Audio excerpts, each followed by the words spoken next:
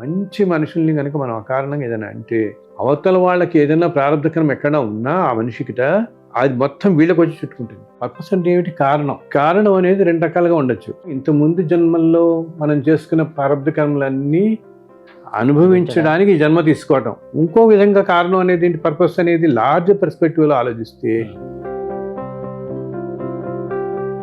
వాళ్ళు ఏంటంటే ఒక ప్రత్యేక కారణం కోసం భగవంతుడు అంశతో పుట్టేవాడు. వాళ్ళకి ఈ కారణం అసలు ఇటువంటి వాటికి ఏమి సంబంధం లేదు, వీటన్నిటికంటే బియాండ్ అనమాట. ఈ భూమి మీద కాస్త జనాలందరినీ ధర్మం వైపు నడిపించడం కోసం అంశతో వచ్చిన వాడు. నేనే ఇంత తప్పు చేశానా నేనే నిజంగా ఈ జన్మలో అని చెప్పేసి అన్నిటితో సహా ప్రవాహంతో వచ్చినంత బాధపడి క్షమించి తండ్రి అని నువ్వు ఎప్పుడైతే మనస్ఫూర్తిగా బాధపడతావో ఈ బాధ వల్ల జరిగే క్రియ ఎలా ఉంటుందంటే ఆ కర్మ వల్ల ముందు జన్మల్లో రావాల్సిన ప్రారంధం అంతా భస్మం అయిపోతుంది. ఆత్మహత్య చేసుకుని ఒక మనిషి మరణించినంత మాత్రాన వాళ్ళకి వెంటనే జన్మ రాదు. వాళ్ళు ఇంకా ఏదో ఇలా ప్రేతాత్మల రూపంలో రకరకాల రూపాల్లో మన మధ్య తిరుగుతూ కోరికలు తీరక ఇలాగే ఉంటారు. ఇంకా కొంతమంది భయం ఏంటి, వీళ్ళు ఎవరినో ఆహ్వానిస్తారు ఇలా అని. అస్సలు అటువంటి భయాలు పెట్టుకోకండి మీరు. ప్రతి జీవితం వాళ్ళ పూర్వజన్మ సంస్కారాలు బట్టి వాళ్ళకి గడుస్తూ ఉంటుంది. ఆడియో అనమాట అతని దగ్గర పెట్టారు, బుక్అవుట్ తీసుకున్నారు, కాపీ తీసుకుని ఆ పిల్లాడికి తలకింద పెట్టారు. తలకింద పెట్టి ఆడియో వినిపించారు. నేను అసలు ఆశ్చర్యపోయాను. 3వ రోజు ఆ పిల్లాడి కళ్ళు తెరిచారు.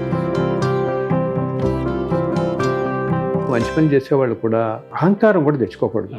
అహంకారం కనుక దీనికి తోడైతే ఆ ధర్మం అంతా నశిస్తుంది, దానివల్ల వచ్చే పుణ్యం అంతా నశిస్తుంది. జీవికి అనమాట తోటి మనిషికి చేసే సహాయం మనల్ని ఎలా రక్షిస్తుంటుంది. అప్పటికి కూడా శ్రీ సన్నిధి ప్రేక్షకులకు నమస్కారం. మనం ఎందరో యోగులను, ఎందరో గురువులను, మరెందరో సాధకులను నిత్యం కలుస్తూనే ఉన్నాం. వారి నుంచి అద్భుతమైనటువంటి ఆత్మజ్ఞానాన్ని తీసుకుంటూనే ఉన్నాం. గురువుగారు విశ్వపతి గారు మనకి సాక్షాత్తు ఆ కలియుగ దైవం శ్రీనివాసంతో వారికి ఉన్నటువంటి అద్వితీయమైన అనిర్వచనీయమైనటువంటి బాంధవ్యం గురించి, వారు పొందినటువంటి అనుభవాలు, స్వామివారు వారు చేసినటువంటి లీలలు, అలాగే స్వామివారు ఇచ్చినటువంటి కృపతో రాబోయే కాలంలోనూ ఏ మార్పులు ఈ ప్రపంచంలోనూ జరుగుతుంటాయి, మానవులు ఏ విధంగా మారుతూ ఉంటారు, ఇలాంటి ఎన్నో విషయాలు గురుగారు మనతో నిత్యం పంచుకుంటూనే ఉన్నారు. అయితే మనందరికీ సర్వసాధారణంగా ఎన్నో రకాలైనటువంటి ప్రశ్నలు నిత్యం మనకు వస్తూనే ఉంటాయి.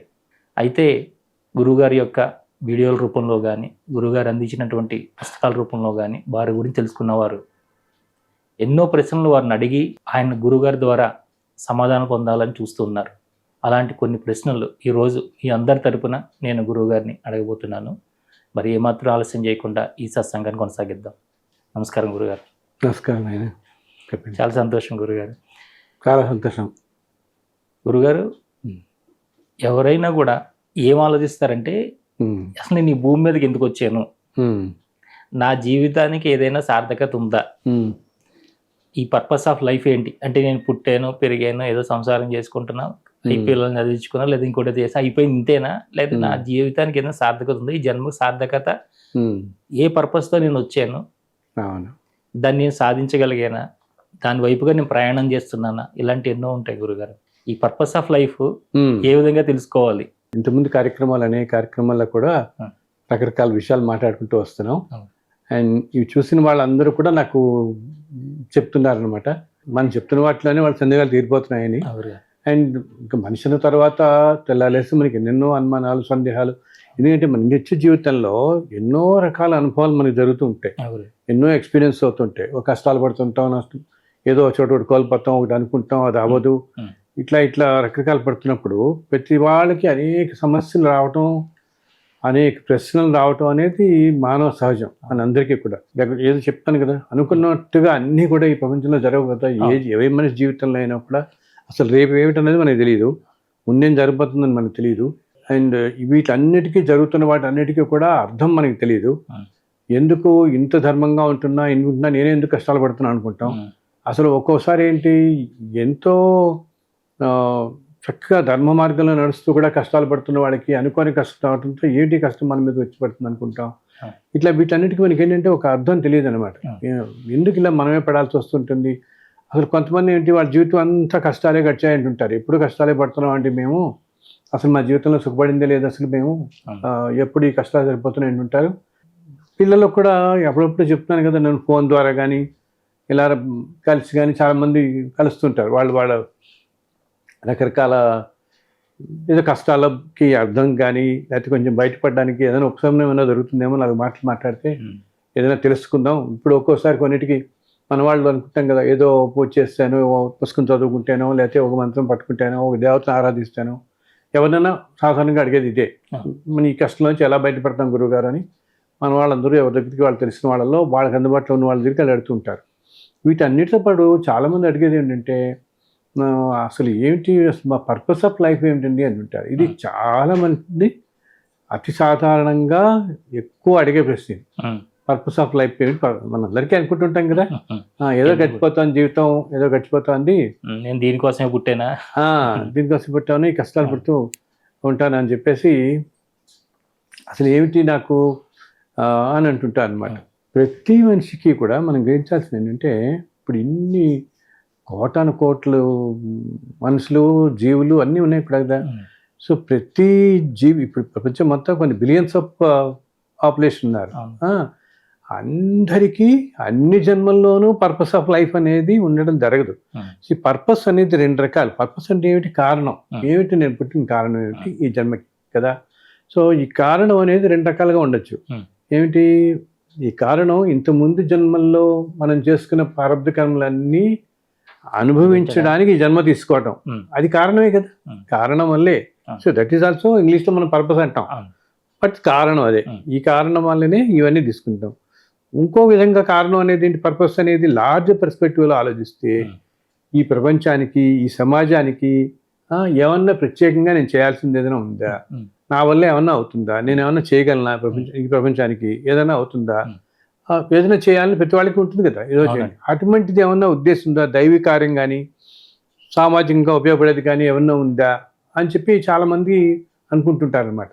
సో ప్రతి మనిషి మనం ఆలోచించాల్సింది ఏంటంటే, మనం అలా బాధపడక్కర్లేదు అనమాట. ఏంటి అసలు నా లైఫ్ అంతా పర్పస్లెస్గా సాగిపోతుందండి, ఏదో వెళ్తున్నాను, ఉద్యోగం చేస్తున్నాను, పిల్లలు కష్టాలు ఇలా పడుతూ ఉంటున్నాను, ఇలా సాగిపోతుంది అంటే. సో దానికి నేను అందరికి చెప్పేది ఏంటంటే, మీరు అట్లా అని ఎప్పుడు అనుకోదు. నేను పర్పస్ ఆఫ్ లైఫ్ అనేది ఇది ఇప్పుడే కాదు, అసలు ఎన్నో 100 సంవత్సరాల నుంచి వస్తున్న క్వశ్చన్. ఎంతో మహానుభావులను అడిగినా, వెళ్ళిన వాళ్ళు, కూర్చున్న వాళ్ళు, గురువుల దగ్గర కూర్చున్న వాళ్ళు, శిష్యులు ఫస్ట్ ఇదే అడుగుతుండేవాళ్ళు చాలామంది. గురుగారు అన్నీ ఉంచి అసలు నా పర్పస్ ఏమిటి, నా జీవితం జయం ఏమిటి, మార్గం ఏమిటి, ఇదే కదా అందరూ అడిగేది. సో ఇది ప్రతి మనిషికి కూడా ప్రతి జన్మలోనూ ఒక స్పెసిఫిక్ పర్పస్ అంటూ ఏమీ ఉండదు. అలా అని మనం ఏమి బాధపడక్కర్లే, అయ్యో నాదంటే నాకు ఏ పర్పస్ లేకుండా ఏదో వెళ్ళిపోతుంటాను జీవితం ఇంతేనా అని బాధపడక్కర్లే. ఏంటి ఈ కారణం కూడా, ఏం కారణం ఏంటంటే, ఇన్ని జన్మల్లో నేను ఎప్పుడు చెప్తాను కదా, ఇన్ని కోట్లాది జన్మల నుంచి ఈ జీవి వస్తూ ఉంటుంది. వాటిల్లో కొన్ని ఒక్కొక్క జన్మలో కొన్ని తిరుగుతూ ఉంటాయి మనం అన్నీ కూడా, మనం ప్రాప్తి చేసే కర్మలు. సో ఆ కర్మలు తీరడం కోసం అంటే మనం ఎప్పుడో ఒకసారి మంచి పనులు చేస్తుండొచ్చు, అన్యాయం చేస్తుండొచ్చు. ఇప్పుడు ఇలా మనం 70 ఏళ్ళు 80 ఏళ్ళు ఎలా బతుకుతున్నామో, ఇంతకుముందు జన్మల్లో కూడా అలా బతికిన వాళ్ళమే కదా. ఓ జన్మలో 70 ఏళ్ళు 80 ఏళ్ళు 100 ఏళ్ళు, ఇంతకుముందు యుగాల్లో ఇంకా ఎక్కువ కాలం బతికిన వాళ్ళం. సో అప్పుడప్పుడు ఎటువంటి వృత్తుల్లో ఉండి, ఎటువంటి మనం ఆలోచన విధానం మనది ఎలా ఉండి, మనం ఎవరెవరితో ఎలా ఉన్నామో, ఎలా ప్రవర్తించామో, ఏం చేసామో తెలియదు కదా. వాటిలన్నీ కూడా ఇంత ఎత్తున మనకు ఉంటుంది మన వెనకాల ప్రారంభ కర్మ అనేది. సో అది మంచి చెడు అన్నీ ఉంటాయి. సో మన ఆలోచనలు అన్నింటినీ కూడా ఇదే ప్రేరేపిస్తూ ఉంటుంది. ఇది ఆ కర్మ వల్లే మన ఆలోచన వస్తుంది. ఎందుకు, ఈ కర్మలు తీరడం కోసం ఒక జన్మ తర్వాత ఇంకో జన్మ అవన్నీ తీరాలి కదా మనకి. సో ఇప్పుడు ప్రస్తుతం జన్మలో ఉంటాము, వాటిల్లో కొంత భాగం మనం తీర్చుకుంటాం. అంటే ఏమిటి తీరటం అంటే, మళ్ళీ ఇంతకుముందు నువ్వు రుణానుబంధాల్లో నువ్వు ఎవరితో రుణం ఉన్నావో ఆ తల్లిదండ్రుల దగ్గర పెట్టడం, ఆ అన్నదమ్ములు వాళ్ళ మనకి రావటం, పలానా వాళ్ళని మనం వివాహం చేసుకోవటం, రుణాలతో, ఈ రుణాలన్నీ తీరడం కోసం. దాంతోపాటు ఒక రకమైన వృత్తిలో ఉంటాం. ఎందుకు, అక్కడ మళ్ళీ ఏమన్నా కలవాల్సి ఉంటుంది, ఏదో రాసిపెట్టి ఉంటుంది మనకు తెలియదు. అందుకని మనం చూడండి, జాబ్ చేస్తాం అనుకుంటాం కానీ ఒక చోట జాబ్ చేద్దాం అనుకుంటే ఇంకో చోట ఎక్కడో జాబ్ చేస్తాం, ఒక చోట ఉంటాం అంటాం, అసలు జీవితం అంతా వేరే ప్రదేశంలో గడిపేసిన వాళ్ళు ఉంటారు. పుట్టడం ఒక చోట, మధ్యలో ఒక చోట అలా గడిపేసిన వాళ్ళు ఉంటారు కదా. సో ఇట్లా ఉంటున్నప్పుడు ఏంటంటే ఈ జన్మలు ఇలా సాగుతూ పోతూ ఉంటే మనకి ఎన్నో జన్మల్లో అసలు పర్పస్, కారణం అనేది ఈ ప్రారంభ కర్మలని తొలగించుకోవటమే. అవన్నిటిని అనుభవించడం అనమాట. తొలగించడం కాదు, అనుభవించటం. ఈ అనుభవించటంలోనే మన జీవితం అంతా సాగుతూ ఉంటుంది. అయితే ఇప్పుడు చెప్పాను ఇది సామాన్య కారణం. ఏంటి, ఇంతకుముందు అన్నీ కూడా తొలగించుకుంటూ అయితే మంచి మార్గంలో ఉండడానికి ప్రయత్నిస్తూ ఉంటే ఏమవుతున్నప్పుడు కొంతకాలం పోగా అప్పుడప్పుడు మధ్యలో ఒక జన్మలో మనకి కూడా భగవంతుడు ఒక పర్పస్ పెడతాడు. నాయన ఈ జన్మలో నువ్వు ఇంత సాధన చేస్తూ వచ్చావు, ఇన్ని జన్మల నుంచి ఇన్ని కష్టాలు పడుతున్నా, ఎన్నో రకాల కష్టాలు పడి ఏదన్నా ఇదంతా ప్రారంభ కర్మలో వస్తుంది, వాళ్ళని వెళ్ళి నిందించడం అలా కాకుండా నీ కర్మ నువ్వు చేసుకుంటూ వెళుతూ ఉంటే అప్పటికి మంచి మార్గంలో మనం సోల్ వెళుతూ ఉంటుంది కదా. ఓకే, ఇక్కడ మనం అందరు గ్రహించాల్సింది ఏంటంటే ప్రతి జన్మలో అనేక రూపాలు తీసుకుంటాం. అందరూ మనం మళ్ళీ మగవాళ్ళే పుట్టాలి, మళ్ళీ ఆడవాళ్ళే పుట్టాలి, ఈ దేశంలోనే ఇక్కడే పుట్టాలి లేదు. ఇంత మహాసముద్రంలో, ఇంత సృష్టిలో ఎక్కడైనా మనం జన్మించవచ్చు. ఏంటి, ఇన్ని కోట్ల జన్మల నుంచి వస్తున్నాం కాబట్టి ఇప్పుడు మనం రామాయణ కాలంలో ఎక్కడో పుట్టున్నాం అనుకోండి. రామాయణ కాలంలో పుట్టినప్పుడు ప్రస్తుతం ఈ అమెరికా ఇవన్నీ దేశాల్లో అనుకుంటున్న ప్లేసుల్లో కూడా ప్రదేశాల్లో ఆ రోజుల్లో ఆశ్రమాలు, గురుకులాలు, ఆ వ్యవస్థలన్నీ ఉండేవి. రాజులు ఉండేవి. ఇప్పుడు ఆఫ్ఘనిస్తాన్ అంటే ఎక్కడొక్కడ రాజ్యాలు. ఆ సంస్కృతుల్లో కూడా మనం పుట్టి ఉండొచ్చు కదా. సో అటువంటి లక్షణాలు కూడా ఈ సోల్కి పట్టుకుని ఉంటాయి. ఆ లక్షణాలన్నీ కూడా అవన్నితో అలా గడుస్తూ ముందుకు వెళ్తున్నప్పుడు ఇంత వాటిని మనం తీర్చుకోవడం కాబట్టి ఇన్ని జన్మల్లో, ఇన్ని కోట్లాది జన్మల్లో మనకి ఎక్కువ జన్మల్లో ఇవి తీర్చుకోవడమే సరిపోతుంది. సామాన్య మానవులందరికీ వాళ్ళు ఇంతకుముందు జన్మల్లో చేసుకున్న ప్రారంభ కర్మనే అనుభవిస్తూ వాళ్ళు చేసుకున్న పాపాలకేమో కష్టాలు పడుతుంటారు, వాళ్ళు చేసుకున్న పుణ్యంకేమో మంచి బ్లెస్సింగ్స్ వస్తుంటాయి. రెండో అవుతుంటాయి. తిన్నాని తిండి మూడిపట్లో దొరికి చక్కగా ఒక విధమైన ఉద్యోగం ఉండి ఏదో ఇల్లు గడుస్తూ ఉంటుంది అలా ఉంటుంది. అయితే మంచి మార్గంలో మన మనస్సు పెట్టుకుని ఉండాలి అనే సంకల్పం, మనం గట్టి సంకల్పం చేసుకోవాలి. ఎప్పుడు సంకల్పంతోనే సగం సాధ్యం అవుతాయి. చాలా గట్టి సంకల్పం చేసుకుంటూ ఉంటే అప్పుడు ఏమవుతుంది, వీళ్ళు ఇలా వెళ్తున్న ట్రావెల్లో మధ్యలో ఒక జన్మలో ఏం చేస్తాడంటే భగవంతుడు, నాయన ఈ జన్మలో నీకు ఈ కారణం ఇస్తున్నాను, ఇది నువ్వు చెయ్యి ఈ కార్యం ఇప్పుడు అని అంటాడు. అప్పుడు ఏంటంటే ఆ జన్మలో మనం వచ్చిన పర్పస్ ఆఫ్ లైఫ్ ఇప్పుడు అందరూ అడుగుతున్నారే, ఆ జన్మకి నీకు పర్పస్ వస్తుంది. అది కూడా ఏమిటి పర్పస్ అనేది బ్రాడర్ సెన్స్లో సమాజానికి ఉపయోగపడే పర్పస్ నీకు ఇస్తాడు భగవంతుడు. ఈ రోజున మన చుట్టూ ఉన్న వాళ్ళలో కొంతమందిని ఎంతో ధర్మాత్ములు, ఎన్నో ధర్మకార్యాలు చేస్తున్నారు. కొంతమంది ఏంటి, వాళ్ళకి డబ్బు బాగా సంపాదించి, ఓకే అది ఉద్యోగాలు అవనండి, వ్యాపారాలు అవనండి, బాగా సంపాదించి మంచి పనులు చేస్తున్నారు వాళ్ళు. కొంతమంది ఏంటంటే ఎక్కువ ధర్మ ప్రవృత్తిలో ఉండి నలుగురికి నాలుగు నేర్పిస్తూ మంచి చెప్తూ ఇట్లాగా. సో వీళ్ళందరూ కూడా ఈ జన్మల్లో మన కంటి కనపడుతున్న వాళ్ళల్లో ఒక పర్పస్ అన్నని భగవంతుడు ఏంటి వీళ్ళకి పర్పస్ ఇచ్చాడు. అయినా మీరు ఇన్ని జన్మల నుంచి మీ ప్రార్థనలు అనుభవిస్తున్నా కూడా మంచి మార్గంలో పట్టుకుని సంకల్పంగా ఉన్నారు కాబట్టి ఈ జన్మలో మీకు ఈ కారణం ఇస్తున్నాను, ఈ పని ఇస్తున్నాను, ఇచ్చేయండి మీరు.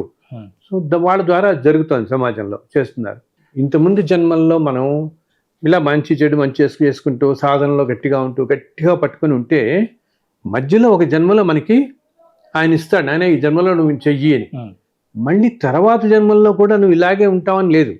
అర్థమైందా? ఎందుకంటే మనకు వెనకాల వేసుకుని కొన్ని కోట్ల జన్మల నుంచే వస్తున్న ప్రారంభ కర్మ కదా. సో మళ్ళీ అవతల ఆ కర్మని అనుభవించడానికి ముందు జన్మలో గడిపోతాం. అంటే ఏంటి, ఆ తర్వాత జన్మలో ఇంక నీకు పర్పస్ అనేది లేదు. ఆ పర్పస్ లేదు అంటే ఆ ఉన్న పర్పస్ నువ్వు ఇంతకుముందు జన్మల్లో అది ఆ కర్మని తీర్చుకుంటూ వెళ్ళడమే పర్పస్ తర్వాత జన్మలో.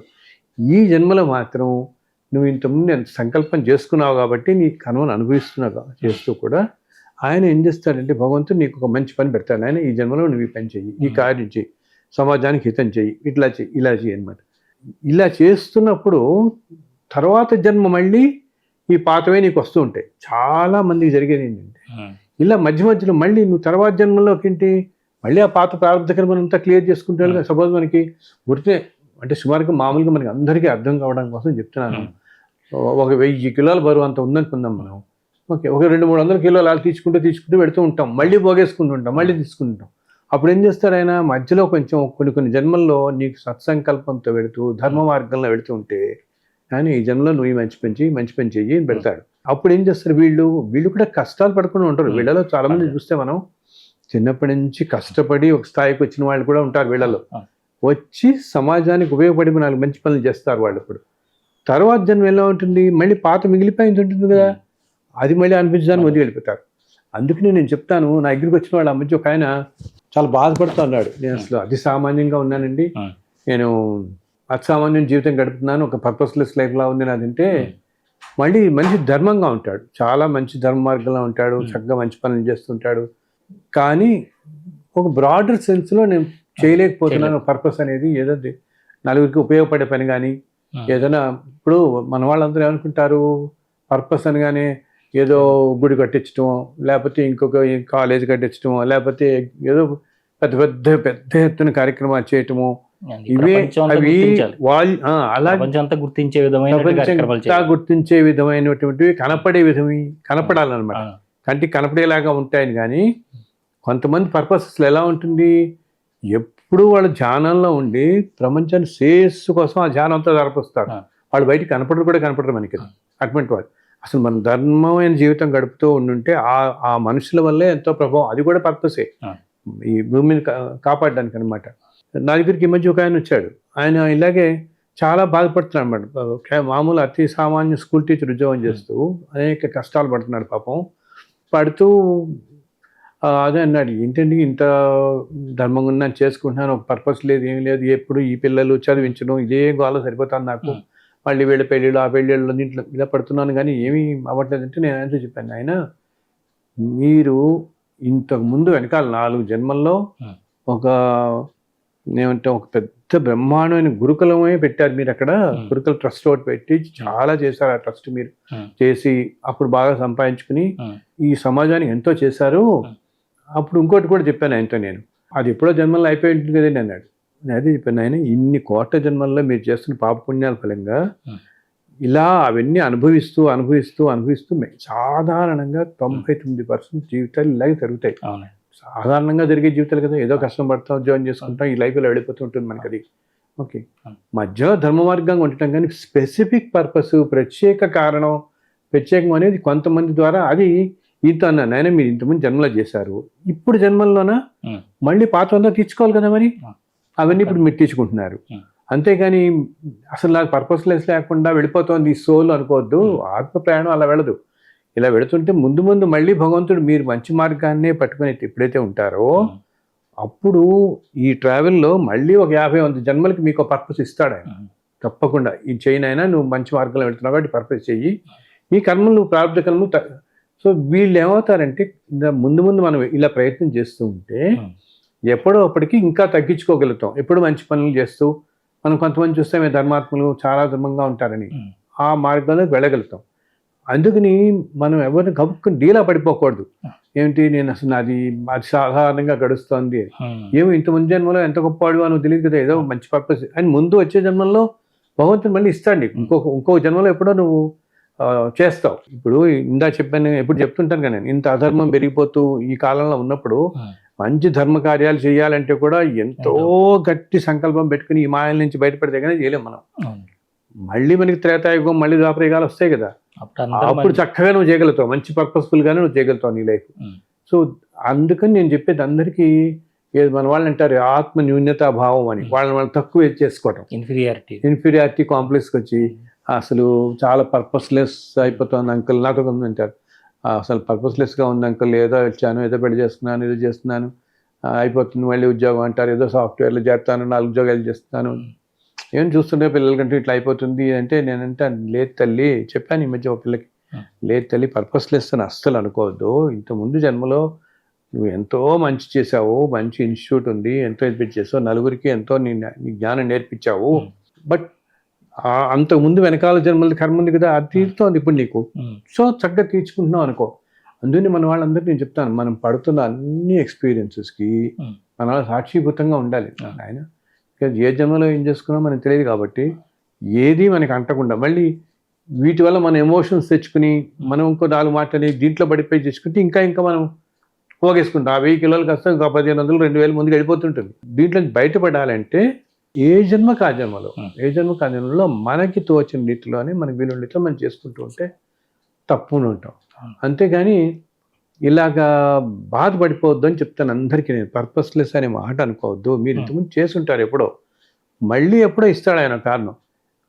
ఇంకా మనం అంటాం చూడండి, ఒక్కోసారి దైవాంశ సంభూతులని, వాళ్ళు ఏంటంటే ఒక ప్రత్యేక కారణం కోసం భగవంతుడు అంశతో పుట్టేవాడు. అది అక్కడక్కడ ఒక చంద్రశేఖర సరస్వతి, కంచి మహాస్వామి వారు, లేకపోతే రమణ మహర్షి కానీ, ఒక మహావతార్ బాబాజీ కానీ, ఒక త్రైలింగ స్వామి, వాళ్ళు అంశలతో వచ్చిన వాళ్ళు. వాళ్ళకి ఇంకా ఈ కారణం అసలు ఇటువంటి వాటికి ఏమి సంబంధం లేదు. వీటన్నిటికంటే బియాండ్ అనమాట. అన్నిటికంటే ధర్మాన్ని నిలబెట్టడం కోసం ఈ భూమి మీద కాస్త జనాలందరినీ ధర్మం వైపు నడిపించడం కోసం అంశతో వచ్చిన వాళ్ళు.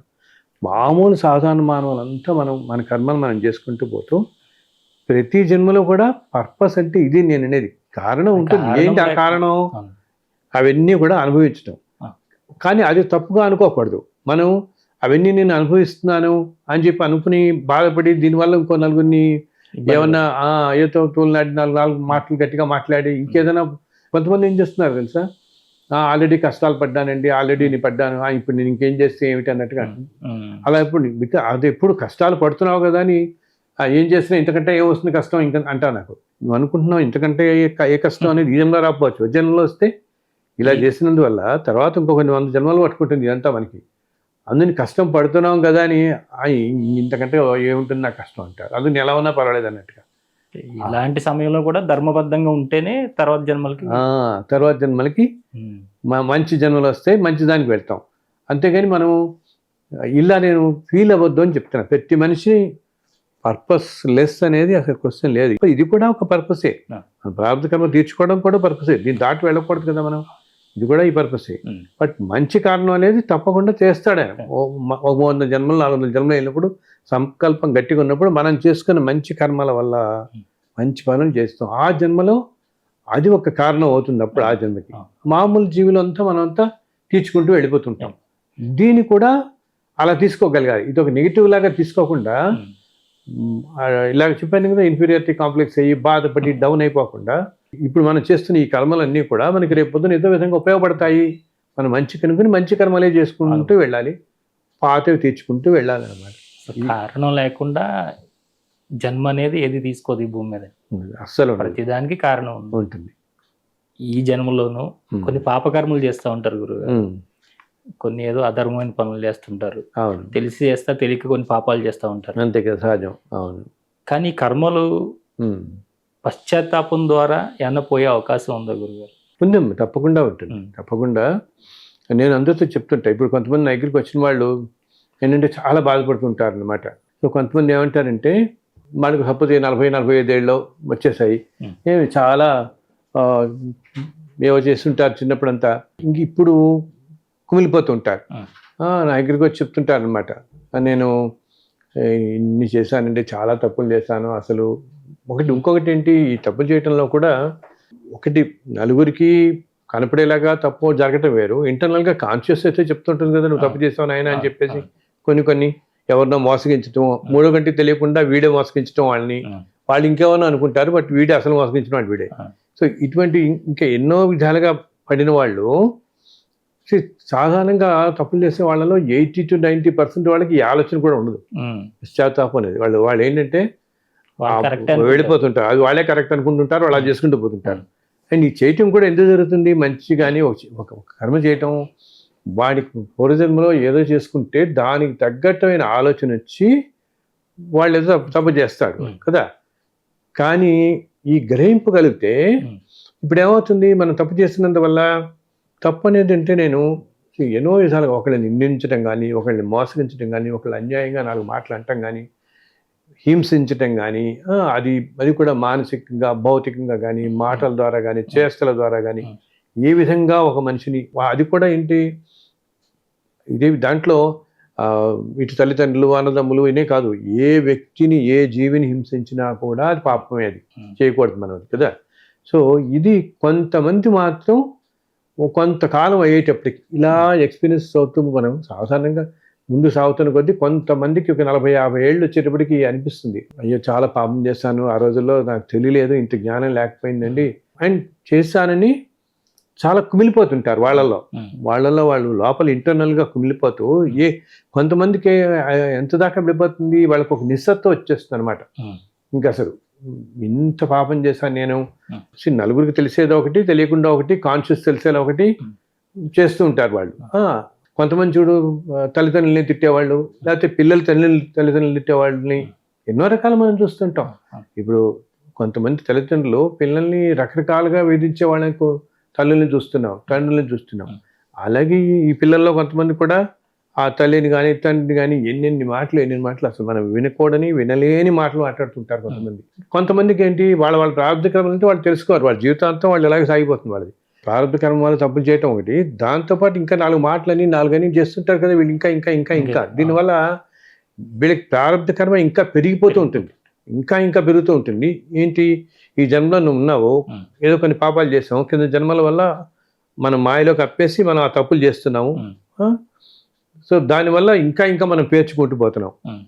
ప్రతి ఒక్కడికి కూడా అయ్యో మనం పశ్చాత్తాపం పొందాం అని చెప్పేసి దాని గురించి ఆలోచించడం అంత ఇది రాదు.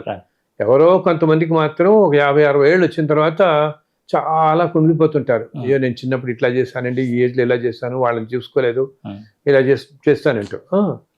అయితే మనం గ్రహించాల్సింది ఏంటంటేనైనా, ఎప్పుడైతే నువ్వు మనస్ఫూర్తిగా అనమాట, అంటే మనస్ఫూర్తిగా బాధపడి ఎంత అంటే అసలు మనిషి కుమిలిపోతాడు ఆ బాధతో అంటే నిజంగా అనమాట.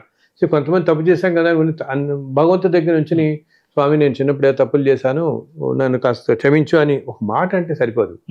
ఆ మనిషి ఇంటర్నల్గా ఆ తప్పుకి సఫరింగ్ ఇంటర్నల్గా అవ్వాలన్నమాట. అంత ఇంటర్నల్గా సఫర్ అవుతున్నప్పుడు ఎప్పుడు మనం అవుతాం, అది సఫరం అయినప్పుడు మనకి దానివల్ల కొంచెం జ్ఞానం వస్తుంది. మనం చేసిన తప్పు అని జ్ఞానం తెలుసుకోవటం వల్లే కదా వస్తాం. అంత ఆర్తిగా భగవంతుడి దగ్గర వచ్చి మనకి కన్నీళ్ళు కూడా ఎలా రావాలంటే ఆ బాధతో మనకి రావాలన్నమాట. నేనే ఇంత తప్పు చేశానని నేనే నిజంగా ఈ జన్మలో అని చెప్పేసి కన్నీటితో సహా ప్రవాహంతో వచ్చినంత బాధపడి అంటే గ్రహించటం అనమాట. అంత బాధ ఎప్పుడు వస్తుంది మనకి, నిజంగా నేను చేసిన ఇంత తప్పు, దీనివల్ల ఇంత ఎఫెక్ట్ అయింది కదా, ఇంత నేను ఏదో మాయ కప్పేసి నా ప్రారంభ కర్మ కొద్దీ నేను అలా చేశాను, క్షమించు తండ్రి అని నువ్వు ఎప్పుడైతే మనస్ఫూర్తిగా బాధపడతావో, ఈ బాధ వల్ల జరిగే క్రియ ఎలా ఉంటుందంటే ఆ కర్మ వల్ల నువ్వు ఇంతకుముందు చేసిన పాపకర్మ లేదో తప్పు చేసి ఉంటాం కదా, వాటి వల్ల రావాల్సిన ముందు జన్మల్లో రావాల్సిన ప్రారంధం అంతా భస్మం అయిపోతుంది. దీంట్లో కరిగిపోతుంది అనమాట పూర్తిగా. దీంట్లో ఈ జ్ఞానంలో మండిపోయి నీకు ముందు జన్మలో అది అంటకుంటూ ఉంటుంది, ఈ జన్మలో కూడా అది పోతుంది. అందుకు నేను వీళ్ళందరూ చెప్పేది పశ్చాత్తాపం వల్ల, ఆ పశ్చాత్తాపం అంటే మామూలుగా అనుకోవటం కాదు, ఏదో పైకి నలుగురి దగ్గర అంటుంటారు ఏదో తప్పు చేశాను కరెక్ట్ అనండి, వాడిని పొరపాటున ఏదో అన్నానండి, అదేదో అవతల వాడిని తృప్తిపరచడానికో అవతలవాడి సంతోషం కోసం కబుక్కుని నిన్ను నువ్వు కొంతమంది ఏంటంటే బయటికి ఊరినే బాహటంగా అదేదో మనం ఏదో ఎలివేట్ చేసుకుంటున్నాం అన్నట్టుగా అవును కరెక్ట్ అండి, ఇంటర్నల్ గా మాత్రం ఒప్పుకోడు, మనస్సు ఒప్పుకోదు, లోపల నుంచి రావడం బయట మాత్రం అంట. అలా కాకుండా లోపల నుంచి నిజం గ్రహించి నిజంగా ఇంత చేశానని భగవంతుడి దగ్గర నుంచి నువ్వు అంత కష్టపడి 4 కన్నీటి బొట్లు కాలిస్తే, నిజంగా ఆ బాధకి గ్రహిస్తే, అప్పుడు అది పశ్చాత్తాప ఫలితం. అంటే మనం అంటారుగా మన వాళ్ళు పశ్చాత్తాపానికి మించింది లేదు అని. ఎప్పుడు మించింది లేదు, ఇంత మనస్ఫూర్తిగా నీకు ఆ పశ్చాత్తాపం కలగాలి. అండ్ నువ్వు తర్వాత జీవించినప్పుడు ఉన్న మిగతా కాలంలో ఆ తప్పు మళ్ళీ చేయకూడదు ఎప్పటికీ. అసలు అటువంటి పరిస్థితే రానికుండా మనస్సుకి అటువంటి తప్పు చేసేటువంటి ఆలోచన, ఆ స్థాయిలో తప్పు చేయడం కానీ అటువంటి కానీ చేసే ఆలోచన కూడా మనకి రాకుండా పోవాలి. ఆ ఆలోచన రాకుండా పోవడం అంటే అటువంటి ఆలోచనలు కూడా ఈ జ్ఞానంలో పూర్తిగా భస్మం అయిపోవాలన్నమాట. పూర్తి ఆహుతి అయిపోతా ఉంటామే, అలా ఆహుతి అయిపోతే ఆ ప్రారంభ కర్మ అంతా ఆహుతి అయిపోతే పశ్చాత్తాపం వల్ల కూడా ఆ ప్రారంభ కర్మ పూర్తిగా ఆహుతి ముందు జన్మల్లో మనకి చుట్టుకోకుండా ఉంటుంది. మనం చేసిన తప్పులు ముందు జన్మల్లో మనం చుట్టుకోకుండా ఉంటుంది అనమాట. ఎప్పుడైతే మనం మనస్ఫూర్తిగా ఎంత పశ్చాత్తాపడి ముందు జీవించినంత కాలం ఈ జన్మలో తప్పులు చేయకుండా ఉంటామో పరివర్తన అంత పరివర్తన పూర్తిగా తెచ్చుకుంటే తప్పకుండా నువ్వు అప్పుడు ఏంటంటే ఇంకా కూలిపోకూడదు. నేను అందుకని చెప్తాను, వీళ్ళకి నాయన మీరు ఇంత పశ్చాత్తాపడి నేను పొరపాటు చేశానే, నేను ఇంత తప్పు చేశానని ఇంత గ్రహించి ఈరోజు ఇంత బాధపడుతున్నప్పుడు మీరు దానివల్ల వచ్చిన నెగిటివిటీ అంటే మీ మీద పడదు. మీ పని ఇప్పటి నుంచి మీరు చక్కగా చేసుకుంటూ వెళ్ళండి. అది షాడో చేసేసి మిమ్మల్ని వేరే ముందుకు పనేయకుండా చేసుకోనియకుండా ఇంకా అది అక్కడితో మర్చిపోండి. ఇంకా అది ముందుకెళ్ళండి. ఎందుకంటే ఎప్పుడైతే మీరు అంత గ్రహించగలిగారో, అంత జ్ఞానంతో గ్రహించగలిగారో మీరు చేసింది, డెఫినెట్గా భగవంతుడు ఏం చేస్తాడు, ఆ కర్మని అప్పటికప్పుడు భస్మం చేసేస్తాడు. సో ముందు మంచి జీవితం మగ్గంలో వెళ్ళచ్చు. ఇంకా ఈ జన్మకి ఇంక ఇది తీరంది అని అది ఆ శోకంలో పడి ఉండిపోవద్దు అని చెప్తున్నాను. ఒక డిప్రెసివ్ స్టేట్లోకి వెళ్ళిపోయి కొంతమంది ఉంటారు. ఆ స్టేట్లోకి వెళ్ళద్దు నాయన. మీరు గ్రహించారు కాబట్టి, మనస్ఫూర్తిగా గ్రహించారు కాబట్టి తప్పకుండా భగవంతుడు కూడా గ్రహిస్తాడు, ప్రేమతులు అనుగ్రహిస్తాడు. అయ్యో పాపం ఈ మనిషి చేసిన దానికి ఇంత అప్పుడు చేశాడు, ఇప్పుడు ఈ విధంగా పూర్తిగా సత్యం గ్రహించి దీంట్లోంచి బయటపడ్డాడు కాబట్టి ఆ ప్రార్థన కర్మను కూడా అక్కడితో తొలగింపు చేస్తాడు. సో దాన్ని మనం చేసింది ముందుకు వెళ్ళదు. అందుకని పశ్చాత్తాపడిన తర్వాత ఇంకా దాని గురించి మర్చిపోండి. ఇంకా అయితే దాన్ని మిగతా వాటి మీద రెగ్యులర్గా మనం జరగాల్సిన వాటి మీద మీరు ఎఫెక్ట్ చేసుకోవద్దు లైఫ్ మీద. గురుగారు, మీరు అస్తమానం చెప్తా ఉంటారు ధర్మం అంటారు కదా. అంటే ఈ మానవ జీవితంలో ధర్మంగా ఉండడం అవసరమా? ధర్మంగా ఉంటే మనకి ఏం ఫలితాలు కలుగుతాయి? అంటే ప్రతిదీ అసలు మనకి మన శాస్త్రాలు, మన ఇతిహాసాలు, రామాయణం, పురాణాలు అన్నీ చెప్పేది ధర్మంగా ఉండండి, ధర్మమే కాపాడుతుంది మనుషుల్ని అని చెప్తుంది. ధర్మాచరణ అనేది మనం ఇందాక చెప్పాను చూసారా, ఎన్నో జన్మల్లో చేసుకున్న దాన్ని బట్టి ఈ జన్మ వస్తుంది మనుషులందరికీ. ఈ మన చుట్టూత ఎన్నో వృత్తుల్లో ఉన్న వాళ్ళని చూస్తాం కదా, అవునా? ఒకళ్ళు ఏదో మామూలు ఉద్యోగం చేస్తారు, ఒకళ్ళు సాఫ్ట్వేర్ చేస్తారు, ఒకళ్ళు ఇంకో ప్రైవేట్ కంపెనీలో చేస్తారు, ఒకళ్ళు వడ్రంగి వృత్తిలో ఉంటారు, ఒకళ్ళు ఇంకొక మంగళ వృత్తిలో ఒకళ్ళు ఉంటారు, కుమ్మరి వృత్తిలో ఒకళ్ళు ఉంటారు, ఒకళ్ళు ఎవరో సినిమా యాక్టర్లు అవుతారు, ఒకళ్ళు ఇండస్ట్రియలిస్టులు అవుతారు. రకరకాల ఎన్నో వృత్తులు ఎన్నో చూస్తుంటాం కదా. ఒకళ్ళు విమాన పైలట్లు అవ్వచ్చు, ఒకళ్ళు ఈ నేవీ దాంట్లో నేవల్ సైడ్ వెళ్ళిపోవచ్చు, వాళ్ళు కొంతమంది నావికాదళంలో కొంతమంది, ఇట్లా రకరకాల వృత్తులు రకరకాల వాటిలో చూస్తుంది. ఎంతో అదే ఇప్పుడు డాక్టర్లు, ఇంజనీర్లు, సైంటిస్టులు కానీ, లేకపోతే పెద్ద పెద్ద మ్యాథమెటిషియన్స్ కానీ, ఇటువంటి ఎన్నో వృత్తులు మన చుట్టూత ఎన్నో వృత్తులు ఉంటాయి.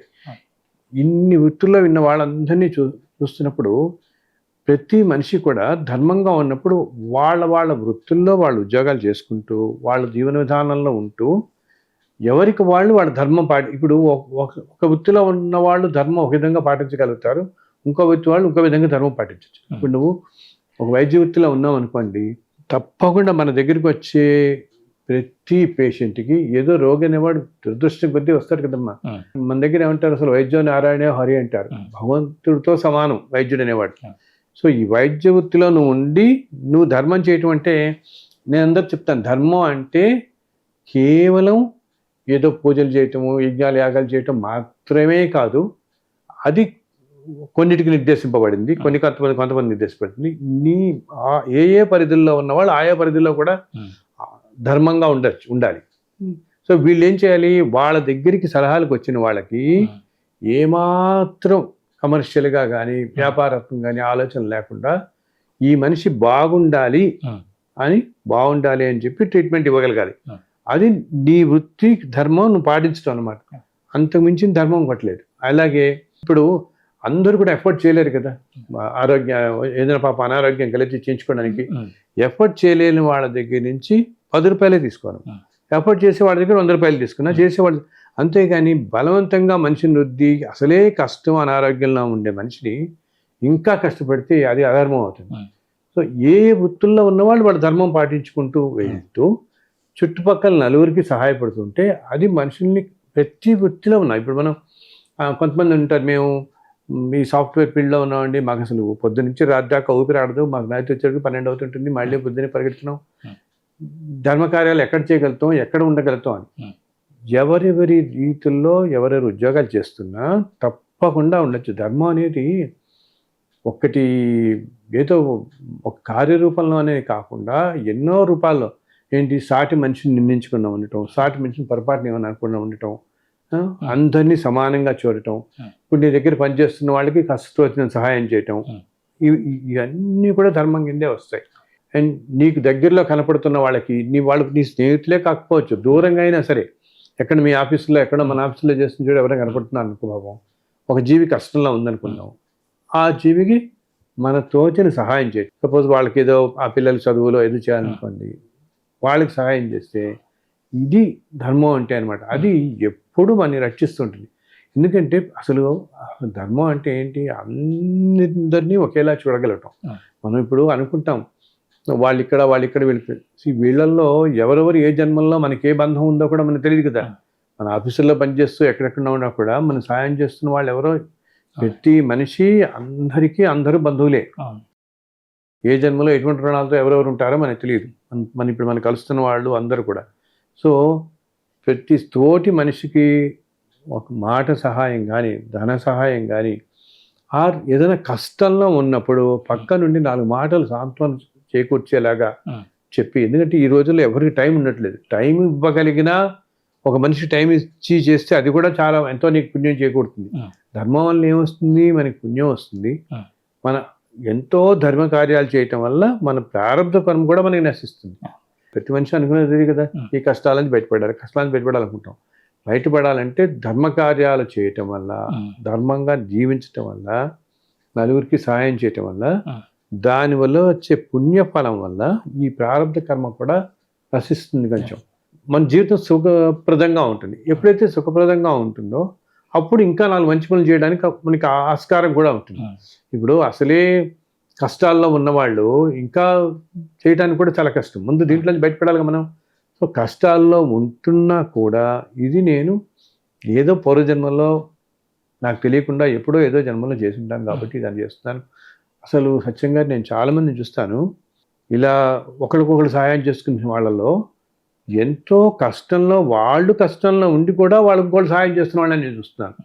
వాళ్ళకే ఇల్లు కట్టడం చాలా కష్టంగా ఉండి పాపం వాళ్ళే ఇలా ఉంటూ కూడా గబుక్కుని ఎవరో వాళ్ళకి తారసపడితే కష్టం ఉన్నవాళ్ళు, సపోజ్ వీళ్ళకి ఒక కనీసం 1000 రూపాయలు కూడా జేబులో లేవు కష్టం కనుకుంటే, ఎవరో ఒక మనిషి కష్టం కనపడితే గబుక్కున 200-300 తీసి ఇచ్చేస్తారు వాళ్ళు.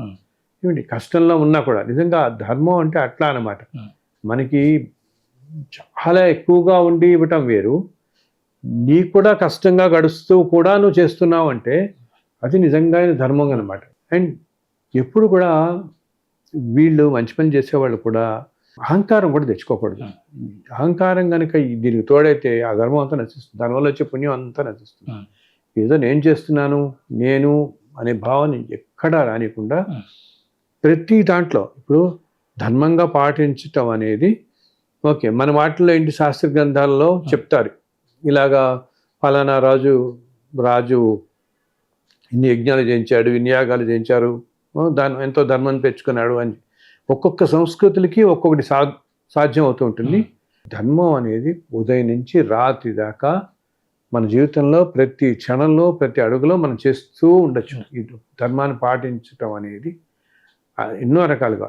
ఇందాక చెప్పాను నేను, ఈ పిల్లలు తల్లిదండ్రులు అకారణంగా నిందించడం కానీ, ఇంకొకరిని కష్టపెట్టడం కానీ, మానసికంగా కానీ శారీరకంగా కానీ, తల్లిదండ్రుల పిల్లలు తల్లిదండ్రులు కానీ, స్నేహితుల్ని కానీ, అన్నదమ్ముల్ని కానీ, అక్క చెల్లెళ్ళని కానీ, ఎవరిని 4 మాటలు అనకుండా చాలా సంయమనంగా ఉంటే అదే ఎంతో ధర్మం. నీ ధర్మం నువ్వు పాటిస్తున్నావు అనమాట. వాళ్ళ ఎడల తోటి అందరి ఎడల పాటిస్తున్నాడు.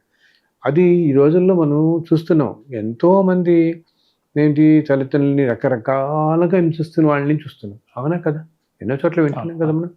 అలాగే కొన్నిసార్లు ఏంటి నేను చూస్తుంటాను అన్నమాట, సొంత కన్నతల్లే కూతుర్ని నానా విధాలా కష్టాలు పెడుతుంది.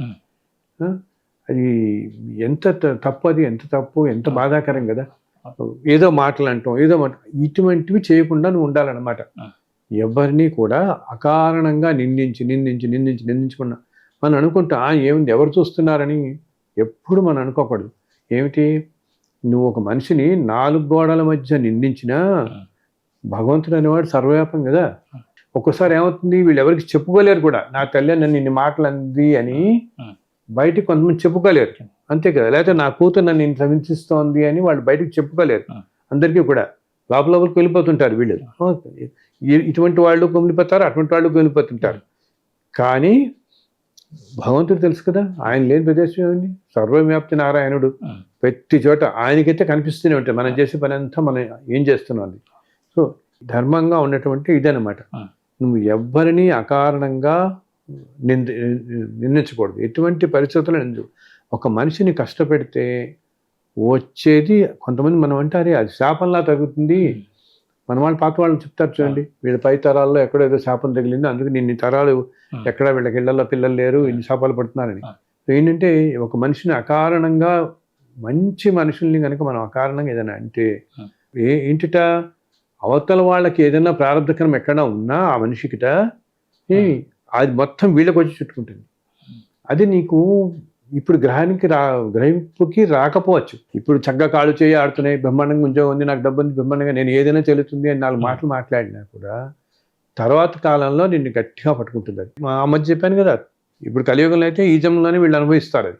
అప్పుడు ఉపయోగం ఏం చెప్పు. నువ్వు ఇప్పుడు 40-50 ఏళ్ళు నీకు అన్నీ ఓపుకున్నప్పుడు నీ తల్లినో నీ కూతురునో నానా మాటలు అని రకరకాలుగా కష్టపెట్టి నీకు 60 ఏళ్ళు వచ్చిన తర్వాత అనేక అనారోగ్యాలతో ఏ మంచం మీద పడ్డావు అనుకో, అప్పుడు నువ్వు ఇంక ఉపయోగం ఏంటి కదా. వీళ్ళందరూ ఇలా చేస్తున్న వాళ్ళందరూ కూడా అందరికీ తెలుసు ధర్మం అంటే ఏమిటి, ధర్మంగా ఉండాలి. ఎందుకు మన భారతీయ సాంప్రదాయంలో మన వాళ్ళందరికీ కూడా చిన్నప్పటి నుంచి రామాయణ భారతాల కథలన్నీ వింటూ పెరిగాం. అవునా? దీంతో పాటు నిత్యం మనం ఇప్పుడు యూట్యూబ్లో రావడంతో ఎంతో మంది ప్రవచనాలు చూస్తున్నాం. ఆది శంకరాచార్యుల దగ్గర నుంచి కూడా చంద్రశేఖర సరస్వతి, ప్రస్తుతం జయంతి సరస్వతి, విజయేంద్ర సరస్వతి గారు కానీ, శృంగేరి స్వామి వారు కానీ, అందరూ మహాన్ కుట్టాళం వారు మహానుభావులు. వీళ్ళందరూ ఎన్ని చెప్తున్నారు. మన పూరి శంకరాచార్యుల వారు కానీ, ఈ పీఠాధిపతులు అందరూ కూడా చెప్తున్నారు, ఆయన ధర్మంగా ఉండండి, మంచి చేయండి, ఇదే చెప్తున్నారు కదా. సో ఇది మనం అర్థం చేసుకుని ధర్మంగా ఉండటం వల్ల మనం కాస్త కాపాడబడుతూ ఉంటాం. ముందు మనకి ఉత్తమ జన్మలు వస్తాయి. బయట చూసిన ప్రతి మనిషి అనుకుంటాడు, ఒక మనిషిని చూసి చూడు వాడు ఎంత సుఖపడుతున్నాడో, ఎంత డబ్బు ఉంది, ఎంత అనుభవిస్తున్నాడో, ఏదో జన్మలో పుణ్యం చేసుకోవడం బట్టే కదా. సో ఆ పుణ్యం ఏదో నువ్వు ఇప్పుడు ఈ జన్మలో చేసుకుంటే వచ్చే జన్మలో నువ్వు కూడా అలాగే అనిపిస్తావు కదా. ఇప్పుడు వాళ్ళని చూస్తాను అసూయ పట్టని దీనికి. అలాగే చాలామంది ఏంటంటే భగవంతుడు వాళ్ళకి ఇచ్చిన బ్లెస్సింగ్స్ కూడా వాళ్ళు అర్థం చేసుకో. ఇప్పుడు గబుక్కుని మనకి కాళ్ళు చేతులు ఉండి ముక్కుము అన్నీ చక్కగా ఉండి 3 పూట్ల భోజనం చేయగలుగుతూ మంచి డ్రెస్ వేసుకుని తిరగలుగుతున్నాం అంటే అదే ఎంతో బ్లెస్సింగ్ అమ్మా. ఎన్ని కోట్ల మంది ప్రపంచంలో నేను నా దగ్గరికి వచ్చి ప్రతి చిన్నదానికి బాధపడిపోతుంటారు.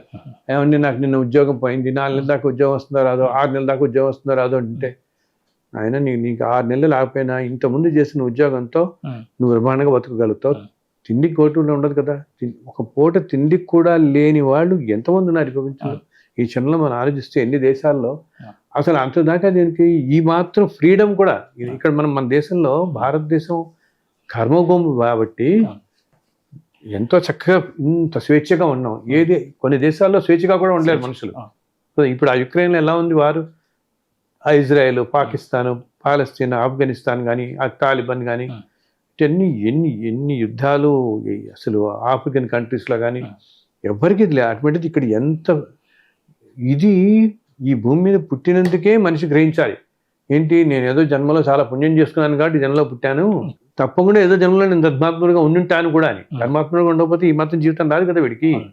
సో ఇంత ఇచ్చినప్పుడు ఇప్పుడు కూడా నువ్వు ఆ ధర్మం పాటించు. ఇప్పుడు ధర్మం పాటిస్తే ముందు జన్మలు నీకు బాగా గడుస్తాయి. ముందు ఎందుకంటే కలియుగంలో మనం మొదట్లో ఉన్నాం. ముందు గడుతున్న కొద్దీ కాలం ఇంకా ఎంత అవుతుందో తెలియదు. ఇంకా ఎటువంటి కష్టాలు మనుషులకు వస్తాయో, ఈ ప్రపంచం ఎలా ఉంటుందో తెలియదు మనకి అసలు. అటువంటివి కూడా అన్నీ తట్టుకునే శక్తి, వాటి నుంచి రక్షణ మనం చేసే మంచి పనులే మనకి ఇస్తాయి. సో ప్రతి వాళ్ళకి నేను చెప్తాను, ఈ ప్రోగ్రామ్ చూస్తున్న మన వాళ్ళందరికీ ఎంతోమంది బికాజ్ నిత్యం నన్ను అడుగుతుంటారు, అప్పుడు మీరు అన్నిట్లో చెప్తుంటారంటే నిజంగా ఎంత శక్తి ఉంటుందా అని. మనం చూడండి, మన పురాణాల్లో కానీ ఎక్కడ ఏ కథల్లోకి వెళ్ళినా ధర్మాచరణే ప్రథమంగా కనిపిస్తున్నారు. వాడిని ధర్మంగా ఉన్నాడు, అందుకని ఏమీ చేయలేకపోయింది. ధర్మంగా ఉన్నాడు, చక్కగా జీవించాడు. ధర్మంగా ఉన్నాడు, ఎన్ని కష్టాలు వచ్చినా ధర్మరాజు అలా ఉన్నాడు కదా, ధర్మం పట్టుకుని ఉన్నాడు. రాములు అని అంటాం, రామ విగ్రహం ధర్మ అంటాం. అలాగా ఈ రోజుల్లో కూడా ఎంతో ధర్మంగా ఉంటే అసలు ఆ మనిషిని చూస్తే నీకు అలా కనిపిస్తుంది. ధర్మం నడిచొస్తున్నట్టు ఉండేటువంటి మనుషులు ఉన్నారు. మనం ఈ భూమి మీద పుట్టినందుకు గర్వించాలన్నమాట. ఇంత అద్భుతమైన భారతావనంలో ఎంతో ధర్మాత్మలు సంచరించిన ప్రదేశం, దాని నుంచి వీళ్ళందరి నుంచి మనం స్ఫూర్తి పొందుదాము.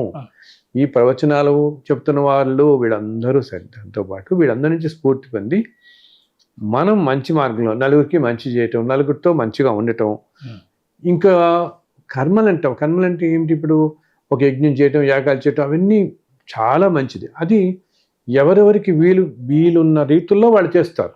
మళ్ళీ కొంతమందికి అది అది మన కోరుతుంది, అన్ని వీలు కుదురుతాయి.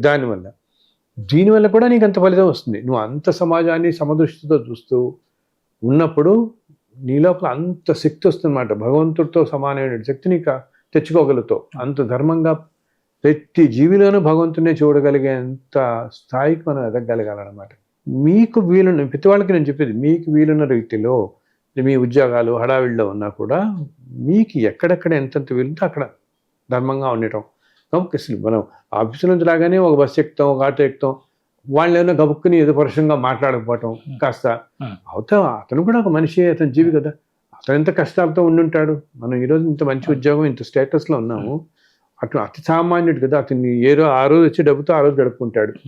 అతనికి అసలు ఎంత ఇన్సెక్యూర్ అతని జాబ్, అంతే కదమ్మా. వాళ్ళకి ఇప్పుడు చిన్న నడుపుకునే వాళ్ళకి రిక్షానో ఆటోనో నడుపుకునే వాళ్ళకి ఆ చిన్న చిన్న వ్యాపారాలు చేసుకుంటారు. రోడ్ల పక్కన మనం వస్తుంటే అట్పళ్ళు బళ్ళు పెట్టుకుని అమ్ముకుని ఉంటారు పాపం వాళ్ళు. వాళ్ళకి ఏంది రోజుకి వచ్చే 4-500. వాళ్ళకి ఎంతో మంది లాగా ఏదో పెద్ద పెద్ద సెక్యూరిటీస్, మనకి ఏదో పిఎఫ్లు కానీ అని ఏమి ఉండవు కదా. వాళ్ళకి తెలవలేస్తే మళ్ళీ ఆ అట్పళ్ళు ఉండిపోవాలి. ఒకసారి ఏమవుతుంది, పెద్ద పెద్ద వర్షాలు వస్తే 4 రోజుల పాటు వాళ్ళ జీవితంతో అతలాకుతలం అయిపోతుంది. కొంతమంది అమ్మ వర్షాలు వచ్చాయని సంతోషిస్తారే కానీ ఎంతమంది జీవితం దానివల్ల చిన్నమేనం అయిపోతుంది పాపం వాళ్ళకి ఆ రోజులు గడవకుండా. అటువంటి అతి సామాన్యులు వాళ్ళు మనుషులే కదా, వాళ్ళు మనలాంటి మానవులే. ఏదో జన్మలో చేసుకున్న దురదృష్టం కొద్దీ వాళ్ళు ఈ విధమైన జీవితం వచ్చింది. ఇటువంటి వాళ్ళకి సహాయపడటమే ధర్మం. అది మన చేతిలోనే ఉంది కదా. ఇప్పుడు 4 పళ్ళు కొందాం అనుకుంటారు, వాడితో 50 రూపాయలకి వస్తే వీడు మరీ సగానికి సగం బేరం ఆడి అసలు ఆ మనిషి బతకాలా?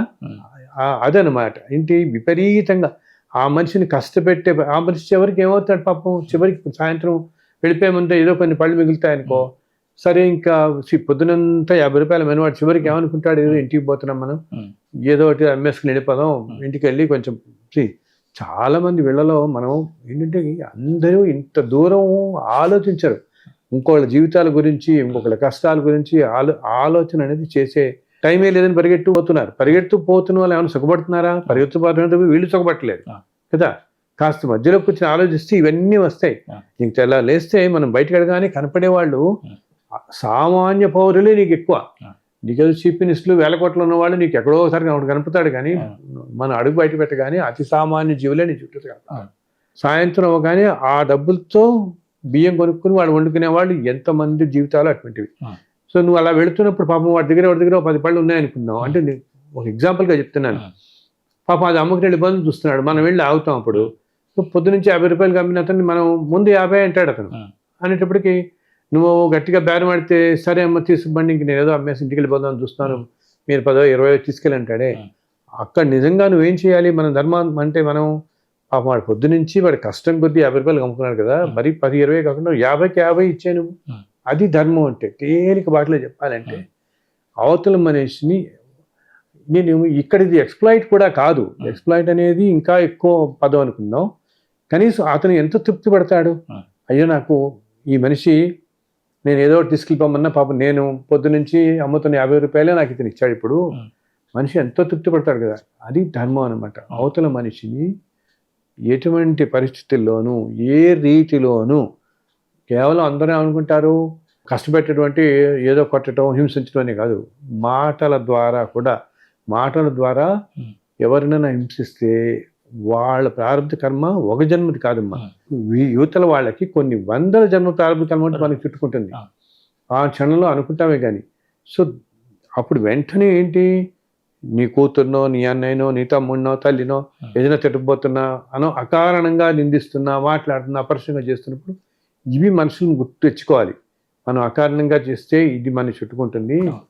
మనం ఎప్పుడు ఎవ్వరిని పరుషంగా మాట్లాడకూడదు.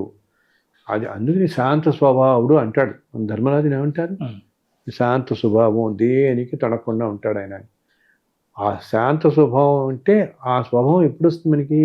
అందరిలా మనం ధర్మంగా ఉండగలిగినప్పుడు, ఇప్పుడు రోడ్డు మీద ఎన్నో పాపం కుక్కలు తిరుగుతుంటే తిండి ఉండదు వాటికి, తీసుకెళ్ళి ఒక బిస్కెట్ ప్యాకెట్ కొంటే ఎంతో 20 రూపాయలు 30 రూపాయలు తీసుకెళ్ళి వాటికి ఇస్తే ఇవ్వచ్చు కదా చక్కగా. తిండి అనేది అన్నిటికంట. ఎంతోమంది అడుక్కునే వాళ్ళు ఉంటారు, పూట కడని వాళ్ళు ఉంటారు, అవి కూడా జీవులే. వాళ్ళు మనలాంటి వాళ్ళే. మనకేం తెలుసు, మనం ఈ జన్మలో ఎంతో పుణ్యం చేసుకుని ఇలా ఉన్నాం, ఓ జన్మలో వాళ్ళనే ఉన్నాం. మనం ఏం చేసాం మనకు తెలియదు కదా. ఇంత ముందు జన్మలో చేసుకున్న పాపాలు బదులు మనం ఇప్పుడు పుణ్యం అనుభవిస్తున్నాం. వచ్చే జన్మలో ఆ పాపం అంతా అనుభవిస్తే వీళ్ళేమో తయారవుతాం మనం కూడా. మనం ఇప్పుడు బ్రహ్మాండమైన ఏదో చాలా చాలా టాప్ జనరల్ మ్యాన్ పోస్ట్లో ఉన్నాను, నాకు 10 లక్షలు శాలరీ వస్తుంది అనుకుంటాం అనుకో, నాయనా ఇది నువ్వు ఏదో ఇంతకుముందు జన్మలో చేసుకున్న పుణ్యఫలం నీకు ఇప్పుడు అనుభవానికి వచ్చింది. ఆ పాప ఫలం వచ్చే జన్మలో అనుభవానికి వస్తుంది నీకు కదా. వచ్చే జన్మలో అనుభవానికి వచ్చినప్పుడు ఇదిగో రోడ్డు పక్కన కూర్చుని వాళ్ళనే ఉంటావు నువ్వు అప్పుడు.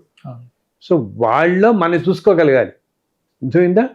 ప్రతి ఇటువంటి జీవుల్లో, దుస్థితిగా ఉన్న జీవుల్లో కూడా పాపం మనల్ని చూసుకోగలగాలి. అయ్యో మనం ఒకప్పుడు మనం ఇట్లా ఉన్నామేమో, రేపొద్దున మనం ఇలా అవుతాము, మనకి తెలియదు కదా. ఇంత బ్రాడ్ యూనివర్స్లో ఏ జన్మల నుంచి ఏం చేసుకుంటూ వస్తున్నావు మనకు తెలియదు. కాబట్టి ఈ జన్మలో నువ్వు డబ్బును వాడు అవ్వచ్చు, జ్ఞాని అవ్వచ్చు, ఎంతో గొప్పవాడు అవ్వచ్చు, ఏదన్నా అవని, ఇవన్నీ ఎంతో సంపద ఉండొచ్చు మనకి, లేకపోతే ఏదో పెద్ద పదవిలో ఉండొచ్చు. ఇవి ఏం గ్రహించాలంటే మనం ఈ జన్మలో నాకు ఏదో జన్మలో ఉన్న పుణ్యఫలం నేను ఇప్పుడు అనుభవించడం బట్టి నేను ఇట్లా అయ్యాను, ఇంత మంచి జ్ఞానిని అయ్యాను, సంపాదించుకున్నాను, ఇంత పేరు తెచ్చుకున్నాను, ఇంత డబ్బు సంపాదించుకున్నాను, ఇవన్నీ చేసుకున్నాను, ఇది పుణ్యఫలం ఇప్పుడు నేను అనుభవిస్తున్నాను. నేను ఇంతకుముందు చేసుకున్న పాప ఫలం నాకు ఎలా వస్తుందో తెలియదు కదా. సో ఇగో వీళ్ళల్లో ఈ చుట్టుపక్కల కనపడుతున్నాయి ఎంతో పాపం చాలా అధోగతిలో ఉన్న వాళ్ళని చూస్తుంటాం జీవుల్ని. ఏమో వచ్చే జన్మలో ఇటువంటి వాళ్ళ కింద అవ్వచ్చు కదా మనం. అంతే కదా. ఎక్కడ ఎవరు తెలుసు మనకి ఎవరు ఏ జీవి ఎలా ఏం చేశారు అని చెప్పేసి. అందుకని ప్రతి మనిషి ఎడలా, అటువంటి అందరి జీవుల ఎడలా నువ్వు అది కూడా నేనే, దాంట్లో ఉన్నది నేనే అని గ్రహించి నీకు తోచినంత సహాయం అన్నమాట. నీకు తోచిన సహాయం ఈ విధంగా అయినా చూసి. కొంతమంది మనం వింటుంటాం చూడండి, చాలా చలికాలంలో పాపం దుప్పట్లు కొని పాపం రోడ్డు మీద పడుకుని వాళ్ళందరూ బిచ్చకాలు కప్పుతున్నారు వెళ్ళివాడు. అటువంటి చాలా పుణ్యం ఇస్తుంది ఒక జీవికి అన్నమాట. తోటి మనిషికి చేసే సహాయం వాడిని ఎలా రక్షిస్తుంటుంది ఎప్పటికి కూడా. ఇలా ప్రతి ఒక్కళ్ళు ఉండటం వల్ల సామాజికంగా, సమాజం మొత్తం ధర్మం ఎక్కువ ఉంటే అన్నీ కూడా సక్రమంగా పంటలు పండటం ఇలాగా. ఇగో ఇప్పుడు ఎంత వేడి, ఎంత సమ్మర్ ఎలా ఉంటుంది, ఇటువంటివన్నీ తగ్గుతాయి అన్నమాట కాస్త మనకి. అందుకని అండ్ మనని రక్షిస్తుంది. మనకి కొంతమంది వెంటనే మనకి అది కనపడకపోవచ్చు, ఇప్పుడు కాబట్టి వచ్చే జన్మకి తప్పకుండా రక్షిస్తుంది. ఎందుకు వెంటనే కనపడదు అంటే ఇంతకుముందు చేసుకున్న జన్మల్లోది మనం ఎంత ఏం చేసుకున్నామో మనకు తెలియదు కాబట్టి. నా దగ్గర ఆ మధ్య ఒక ఆయన వచ్చాడు, ఆయన చాలా మహానుభావుడు అనమాట. ఈ జన్మలో ఏమంటాం మనం, చాలా ఎంతో చదువుకున్నవాడు, వేదవేదాలన్నీ బ్రహ్మాండంగా అవపోసన పట్టినవాడు, మంచి శాస్త్రంగా ఉన్నవాడు. కానీ వచ్చే జన్మలో అతను చాలా కష్టతరంగా ఉండబోతున్నాయి. నేను ఆయనతో చెప్పాను, నేను మీ పుణ్యఫలం అంతా మీరు ఇప్పుడు అనుభవిస్తున్నారు, అందుకని చెప్పి మీరు అహంకారం తెచ్చుకోకండి. ఇంత నాకు నా సబ్జెక్ట్ ఉంది, ఇంత నాలెడ్జ్ ఉంది, నేనే కొన్ని లక్షల మంది నేను చెప్పగలుగుతున్నాను అని చెప్పి, ఇది మీరు ఒక 2000 సంవత్సరాల క్రితం కాశీలో మహాపండితుడిగా ఉన్నప్పుడు మీరు నేర్చుకున్నారు. మీ పూర్వజన్మ ఫలంతో మీరు ఇప్పుడు ఇంత చేశారు. ఈ మధ్య జన్మల్లో మీరు చేసుకున్న రకరకాల పాపకార్యాలు ఉన్నాయి కదా, వాటి ఫలితం మీకు వచ్చే జన్మలో రాబోతుంది. అందుకని ఎటువంటి పరిస్థితుల్లో అహంకార పడద్దు. దీనివల్ల జ్ఞానం ఉండాలి, కానీ జ్ఞానంతో పాటు అహంకారం వస్తే జ్ఞానంతో నశిస్తుంది. జ్ఞానం వల్ల వచ్చేది మొత్తం నశించి మళ్ళీ అధోపాతాలనే పోతానన్నమాట. ఆయన కాసేపు ఎంత గ్రహించాడు. ఎందుకంటే ఎప్పుడో నాకు ఆయన రాగానే నా దగ్గరికి ఏం చెప్పారంటే, నేను ఇన్ని శాస్త్రాలు నేర్చుకున్నానండి, నేను ఇన్ని విషయాల మీద మాట్లాడగలను, నా వల్ల ఎంతమంది ప్రభావితం అవుతున్నారు, నాకు ఇన్ని యూనివర్సిటీస్ డిగ్రీస్ కూడా, ఆయన 14 యూనివర్సిటీస్లో డిగ్రీ ఉన్నాయి, నాకేమో ఇంకేం చెప్పాడు, 4 భాషల్లో మాట్లాడటమే కాదు ప్రావీణ్యత కూడా ఉంది ఆయన. ఇది చెబుతున్నప్పుడు ఆ అహంకారం అనేది ఒక వెనకాల షేడ్ అలా కనిపిస్తూనే ఉంటుంది. ఎప్పుడైనా అహంకారం వచ్చిందనుకో, నీకు ఇప్పుడు వచ్చిన ఇవన్నీ కూడా ఇప్పుడు నువ్వు చెప్పేవే, ఇది నేను సాధించాను, అది సాధించాను, ఇంత సాధించాను, ఏదో నాకు ఇళ్ళు ఉన్నాయి, ఇన్ని డిగ్రీలు ఉన్నాయి, ఇవన్నీ ఎందుకు? ఎంతో వేల జన్మల క్రితం నువ్వు చేసుకున్న పుణ్యఫలం ఇప్పుడు నీకు అనుభవానికి వచ్చి మహానుభావ నువ్వు ఇప్పుడు ఇదంతా అనుభవిస్తున్నావు, ఒక్క వచ్చే జన్మలో నువ్వు ఎలా ఉంటావో నీకు చూపించినా అన్న ఇంత నేను ఒకసారి చూస్తారా మీరు ఎలా ఉంటారో మీరు వచ్చే జన్మలో, ఇంతకుముందు జన్మ మధ్యలో జన్మలో చేసుకున్న పాపఫలం మీకు ఏ విధంగా అనుభవంగా రాకపోతుందో ఒక్కసారి చూడండి అని ఆయన వచ్చే జన్మలో ఎక్కడ పుట్టబోతున్నాడు, ఏ విధంగా ఉండబోతున్నాడు అని చెప్పాను.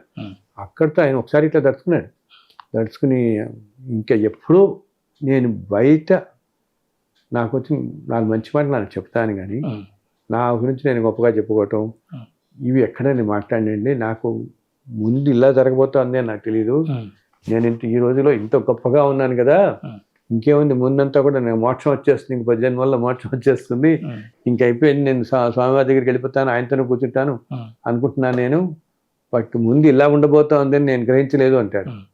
ఎంతో మందికి ఇదే జరుగుతుంది. ఈ జన్మలో మనం గొప్పవాళ్ళం అవని ఎప్పటికీ ముందు ఇలా ఉండిపోతామని కాదు, ఏదో జన్మలో చేసుకుని పుణ్యఫలం అనుభవిస్తున్నాం మనం. ఆ పుణ్యఫలం మనం అనుభవిస్తున్నాం కాబట్టి అనుభవిస్తున్నప్పుడు దానివల్ల అహంకారాన్ని తెచ్చుకోకూడదు, పక్కన తెచ్చుకోకుండా నాయన నీ అనుగ్రహంతో ఇది అనుభవిస్తున్నాను, దీన్ని నలుగురికి పంచే శక్తి ఆలోచన కూడా, ఆలోచన వల్ల సత్సంకల్పం అంటామే మనం. ఆ సంకల్పం ఇచ్చి నా చేతి 4 మంచి పనులు చేయించుకో, ఇదంతా మళ్ళీ నేను ఈ కుప్పలు పడిపోకుండా, లేకపోతే ముందు జన్మలో ఎలాగ ఆ జన్మలు వస్తాయి, మళ్ళీ తప్పదు, ఇది ఒక జన్మకే పరిమితం. అలాగే కష్టాలు పడుతున్న వాళ్ళు కూడా అదే చెప్తాను, నేను కష్టాలు పడుతున్నానంటే అన్ని జన్మలు ఇలాగే ఉంటాయని మీరు అనుకోవద్దు, ఇది ఈ జన్మతోనే సరి, ఏదో జన్మల్లో పడతారు కాబట్టి మీరు చూస్తున్నప్పుడు ఎలా అయితే భాగ్యవంతులను చూస్తున్నారో వచ్చే జన్మలో మీకు అటువంటి భాగ్యాలు వస్తాయి ఏదో ముందు రోజుల్లో. కానీ ఎప్పుడు కూడా స్థితప్రజ్ఞత అని మనం వింటుంటామే, అలా ఉండాలి. కష్టాలు వచ్చినా కుంగిపోకుండా, బ్రహ్మాండమైన భోగభాగ్యాలు వచ్చి ఆహా మనంతటి వాళ్ళు లేడు అనుకోకుండా, అన్నిటికీ ఏది పట్టకుండా అలాగా ఒక సాక్షిభూతంలో ఉండగలగాలి. అప్పుడు ఏ కర్మ మన అంటుకోదు అనమాట. అది అత్యుత్తమ ధర్మం. అసలు అది ధర్మాన్ని పాటించడం అంటే అది మనం అందరం అనుకుంటామంటే ఏమండి మహానుభావులకి సాధ్యం అవుతుంది ధర్మం పాటించడం, సామాన్యుడికి నాకు ఇక్కడ సాధ్యం అవుతుంది అనుకుంటాం. కానీ నేను చాలాసార్లు చూస్తాం, మనందరినీ చూస్తాం, మహానుభావులుగా అనుకుంటున్న వాళ్ళలో కూడా చాలామంది ధర్మం పాటించలేని వాళ్ళని మనం చూస్తున్నాం కదా. కలియుగ లక్షణమే అది. ఈ కలియుగం మాయలా కప్పేయటం వల్ల, ఎంతటి మహానుభావులను మాల కప్పేయటం వల్ల ఒక్కొక్కసారి వాళ్ళు ధర్మాన్ని తిప్పుతుంటారు. అది కాకుండా ఉండటం గట్టిగా పట్టుకునే మహనీయులు మన మధ్య ఇప్పటికీ చాలామంది ఉన్నారు. మనకి కనపడేవాళ్ళు, కనపడని వాళ్ళు, ధర్మమే స్వరూపంగా ఉండేవాళ్ళు. వాళ్ళు ధర్మం తప్పితే ఏంటంటే మనం పొరపాటును వాళ్ళు చేసే చేష్టల వల్ల మనకి తెలియదు అనమాట. ఒక్కోసారి వాళ్ళు మన ప్రారంభ కర్మ పోగొట్టడం కోసం మన ఏదైనా మాట అనొచ్చు, ప్రారంభం తీసేయడం కోసం. అటువంటిది పెద్ద సామాన్యులందరికీ వర్తించుతారు, అలా తీసుకోకూడదు. గురు పరంపరలో ఉన్నవాళ్ళు, మహాపురుషులు, వాళ్ళ ధర్మాన్ని మనం కొలవలేము అన్నమాట. కొలవలేము, మనం అసలు గ్రహించలేము అంత ఇదని. సో మన రీతిలో మనకి వీలున్న రీతిలో అసలు సంయమనంగా ఉండండి. అది కాపాడినట్టు ఎవరిని ఏది కాపాడదు, రక్షిస్తూ ఉంటుంది అనమాట. ఎప్పటికీ మనం రక్షిస్తుంటుంది. ఇది పెద్ద కష్టం కాదు కదా. దీనికి ఏమి ధర్మాచరణ అనేది తేలిక మాటల్లో అసలు మన ఉపనిషత్తులు అంతా చెప్పింది ఇదే, ధర్మంగా ఉండండి. అన్నిటికీ అంతర్లీనంగా నడిచేది ధర్మం అనేది నడుస్తూ ఉంటుంది. అది మనం ఎన్నెన్నో పురాణాల్లో కథలు చెప్తారు, అతి సామాన్య వృత్తుల్లో కూడా ఉండి ఎంత ధర్మాత్ముడిగా ఉన్నాడు పాపం అంటూ. అదే మనిషిని రక్షిస్తూ ఉంటుంది, తరతరాలు రక్షిస్తుంది, వాడిని ఉద్ధరింపజేస్తుంది, ముందు జన్మలకి ఉద్ధరింపజేస్తుంది వాడిని కూడా. ఒత్తిడి అనేది బాగా పెరిగిపోయింది గురుగారు చాలా మందికి. ఇదివరకు ఒత్తిడి ఉండేది, ఇదివరకు కూడాను చెప్పేవాడు చుట్టుపక్కల ఉండి ఆ సపోర్ట్ ఉండే వాళ్ళు బాగుండేది. కానీ ఇప్పుడు ఎవరైనా ఏ చిన్న కష్టం వచ్చినా చెప్పుకునేవాళ్ళు, లేదా వాళ్ళు ఏదో ఊహించుకుని జరక్క ఇంకా లాస్ట్ డిసిషన్ అన్నట్టుగా ఆత్మహత్య చేసేసుకుంటున్నారు. ఇంక ఎవరు సరైన పంచుకోవడానికి ఎవరు లేరు, లేదంటే ఏదో అనుకున్నాను సాధించలేకపోయాను, నన్ను ఎవరో పట్టించు, ఇలా రకరకాల కారణాలతోని, లేదా వాళ్ళ మీద పెట్టుకున్నటువంటి ఏదైతే ఉంటుందో మా వాడు ఇది సాధిస్తాడు అది సాధిస్తాడని అట్లని మనం చేరుకోలేకపోయామని కూడా వాళ్ళు కొంచెం ఒత్తిడికి లోనయ్యి ఇంకో విధంగానో వాళ్ళు ఆత్మహత్యలు చేసుకుంటున్నారు. చేసుకున్న వాళ్ళకంటే కూడా అండి ఆ కుటుంబాలు ఏదైతే ఉన్నాయో అండి, అవును వాళ్ళు ఇంకా ఎక్కువ టెన్షన్ పడుతున్నారు. అవును ఎందుకంటే వీడు చేసుకున్నాడు, అవును చేసుకుని చాలా వీడు బాధపడుతున్నారు వాళ్ళు పాపం. చేసుకుని కోరికలు తీరకుండా ఇక్కడే తిరుగుతున్నాడా, అదే వాడికి మనం అదే ఏం చేయలేకపోయాము, వీడికి అవును మళ్ళీ మంచి జన్మ ఎలా వస్తుందా రాదా, అవును లేదంటే ఇక్కడ ఉండి మనల్ని పీడిస్తున్నాడా, ఇలా ఉమ్, రకరకాలు ఉన్నాయి కదా గురుగారు. అవును అది ఏంటి దీనికి మరి ఎలా వాళ్ళకి చేసుకున్న వాళ్ళకి ఎలా అదే వెళ్తారు? ఈ రోజుల్లో ఏంటంటే విపరీతమైన స్ట్రెస్ ఉమ్, అన్ని చోట్ల బాగా ఎక్కువైపోయి కొంతమంది తట్టుకోలేక అంటే ఎన్నో కష్టాలు ఇంకా ఉమ్, కష్టం మీద కష్టం వచ్చని కానీ ఏదైనా ఆ, సో దాంతో రకరకాలుగా ఉంటుంది. కొంతమంది ఈ మధ్య నన్ను కలిసిన వాళ్ళు ఉమ్, వాళ్ళ కుటుంబాల్లో ఇలాగే ఏంటి వాళ్ళ ఎవరో పాపం వాళ్ళ తమ్ముడో వాళ్ళ కొడుకో ఎవరో ఉమ్, వాళ్ళు ఇలాగ వెళ్ళిపోవటం కానీ ఇలాగ ఆత్మహత్య చేసుకోవడంతో చాలా కూలిపోతున్నాయి కుటుంబాలు. ఉన్నవాళ్ళు ఏంటి ఇంత చిన్న ఏజ్లో చేసుకున్నాడు మా తమ్ముడు లేకపోతే అలానా ఇంకెవరో ఎవరన్నా అవనండి ఏమైపోతాడు వీడు ఇప్పుడు ఇలాగా మనకి జన్మ లేకుండా ఇలాగే తిరుగుతూ ఉంటాడా ఇప్పటికీ అని చెప్పి పాపం చాలా బాధపడతారు. మనం ఒకటి మన వాళ్ళు చెప్పేదంతా మనం వింటుంటాం ఇప్పుడు ఏంటి ఆత్మహత్య మహాపాతకం ఎవరు వెళ్ళకూడదండి. కానీ ఒక వ్యక్తి అంత స్టేట్కి వెళ్ళాడు అంటే ఎన్ని రకాల కష్టాలు పడుండే వెళ్తాడు కదా అలాగా. ఆ, కానీ ఒకటి ఏంటంటే వీళ్ళందరూ బాధపడుతున్న వాళ్ళకి ఒకటే నేను చెప్తున్నాను, ఆత్మహత్య చేసుకుని ఒక మనిషి మరణించినంత మాత్రాన వాళ్ళకి వెంటనే జన్మ రాదు. ఏ, వాళ్ళు ఇంకా ఏదో ఇలా ప్రేతాత్మల రూపంలో రకరకాల రూపాల్లో మన మధ్య తిరుగుతూ కోరికలు తీరక ఇలాగే ఉంటారు. ఇంకా కొంతమంది భయం ఏంటి వీళ్ళు ఎవరినో ఆవహిస్తారు ఇలా అని. అస్సలు అటువంటి భయాలు పెట్టుకోకండి మీరు. ఎప్పుడు చెప్పేటట్టు ప్రతి జీవితం వాళ్ళ పూర్వజన్మ సంస్కారాలు బట్టి వాళ్ళకి గడుస్తూ ఉంటుంది. దాంతోపాటు జీవితం గడవటమే కాకుండా మన పూర్వజన్మలో చేసుకున్న ప్రారంభ కర్మల వల్ల మన జీవితం గడుస్తుంది. మనం ఎక్కడ పుడుతున్నాం, ఎలా బతుకుతున్నాం, ఏం కష్టాలు పడుతున్నాం, ఏ నష్టాలు పడుతున్నాం, మన ఆలోచన విధానం ఏంటి, మన జీవన విధానం ఏమిటి, ఇదంతా దీంతో గడుస్తుంది. జీవితం గడవటమే కాకుండా మనం చివరిలో ఎలా వెళ్ళిపోతాం ఈ జన్మ వదిలిపెట్టి అనేది కూడా పూర్వజన్మలో చేసుకున్న ప్రారంభ కర్మ వల్లే నిశ్చయం అయిపోతుంది పూర్తిగా. అది మనకి తెలియదు, మనకి గ్రహింపుకి రాదు. ప్రతి మనిషి వెళ్ళిపోతాడని తెలుసు, కానీ ఏ విధంగా మనిషి వెళ్ళిపోతాం అనేది ఏ మనిషికి తెలియదు కదా మనకి. అసలు ఎప్పుడు మన పుట్టగానే మనకి తెలిసిపోదు కదా ఈ జన్మలో మనం ఈ టైంకి మనం వెళ్ళిపోతామని ఏ మనిషికి తెలియదు మనకి. కొంతమంది ఏంటి అది వెళ్ళిపోవటం కూడా కొంతమంది సునాయాసంగా వెళ్ళిపోతారు, కొంతమంది 2-3 సంవత్సరాల మంచాల మీద పడి సర్జరీలు, లేకపోతే కొంతమంది ఏదో యాక్సిడెంట్స్లో పోతారు, కొంతమంది ఇంకో విధంగా రకరకాల విధంగా ఈ జీవితం వాళ్ళు చాలించడం జరుగుతుంది. జరిగి మళ్ళీ నెక్స్ట్ జన్మలో వాళ్ళు ట్రావెల్ వెళ్ళిపోతూనే ఉంటుంది. ఇది ఇలా చెప్తున్నట్టుగా ఈ ప్రారంభ కర్మలు తీరడానికి కొంతపాటి ఇప్పుడు తీరుతాయి. దీంట్లో బతుకుండటం ఉన్నప్పుడు నీ జీవితం ఎలా సాగుతాంతో పాటు చివరి రోజులు ఎలా వెళ్తాయి, నువ్వు ఎలా వెళ్ళిపోతున్నావు అన్నది కూడా మన ప్రారంభ కర్మ ఫలితంగానే అది వస్తుంది. సో ఈ ఆత్మహత్య చేసుకునే వాళ్ళు కూడా ఏంటి పూర్వజన్మల్లో వాళ్ళు చేసుకునే కర్మ ఫలాల వల్ల వాళ్ళ జీవితం అర్ధాంతరంగా వాళ్ళ చేతుల్లోనే వాళ్ళు చేసుకుంటున్నారు. అలా అని వాళ్ళకి వచ్చే జీవితం బాగుంటుందనో వచ్చే జీవితం సరిగా ఉంటుందనో కాదు, ఈ జన్మ ఇంకా తీరటం అన్నమాట. వాళ్ళకి తీరిపోవటం అనేది ఈ రూపంలో జరుగుతోంది వాళ్ళకి అంతే. తర్వాత జన్మల్లో వాళ్ళు వెళ్ళిపోతారు. మళ్ళీ ఇంతకుముందు జన్మల్లో వాళ్ళు చేసిన ప్రాప్తికరణ ప్రకారం మళ్ళీ వాళ్ళు ఏదో ఎక్కడొకటి పుడతారు, మళ్ళీ కష్టసుఖాలు అన్నీ అనిపించడం జరుగుతుంది. కానీ కేవలం ఆత్మహత్య చేసుకున్నంత మాత్రాన్ని వాళ్ళు ఎప్పటికీ ఇక్కడే ఉంటారు, వాళ్ళు కొన్ని 100 సంవత్సరాల దాకా ఇక్కడే ఉంటారు అని ఎక్కడా లేదు నాయన. అది అలా అని వీళ్ళెవరూ బాధపడాల్సిన అవసరం లేదు ఇలా చేసుకున్న కుటుంబాలలో. అది వాళ్ళ దురదృష్టం, బాధే, చాలా బాధ, కుటుంబానికి చాలా బాధ, సన్నిహితులకి బంధువులకి అందరికీ చాలా బాధ అలా వెళ్ళిపోవటం, ఆ జీవి వెళ్ళిపోవటం. కానీ ఇలా చేసుకున్నాడు కదా అని ఈ జీవికి ఇంకా అసలు ముందు చాలా దుర్భరంగా ఉంటుంది, లేకపోతే ఇట్లా ఉంటుంది అలా అనుకోద్దు మీరు. ఈ జన్మ గడవటం మాత్రం ఇంతే, ఈ జన్మకి మాత్రమే ఇది.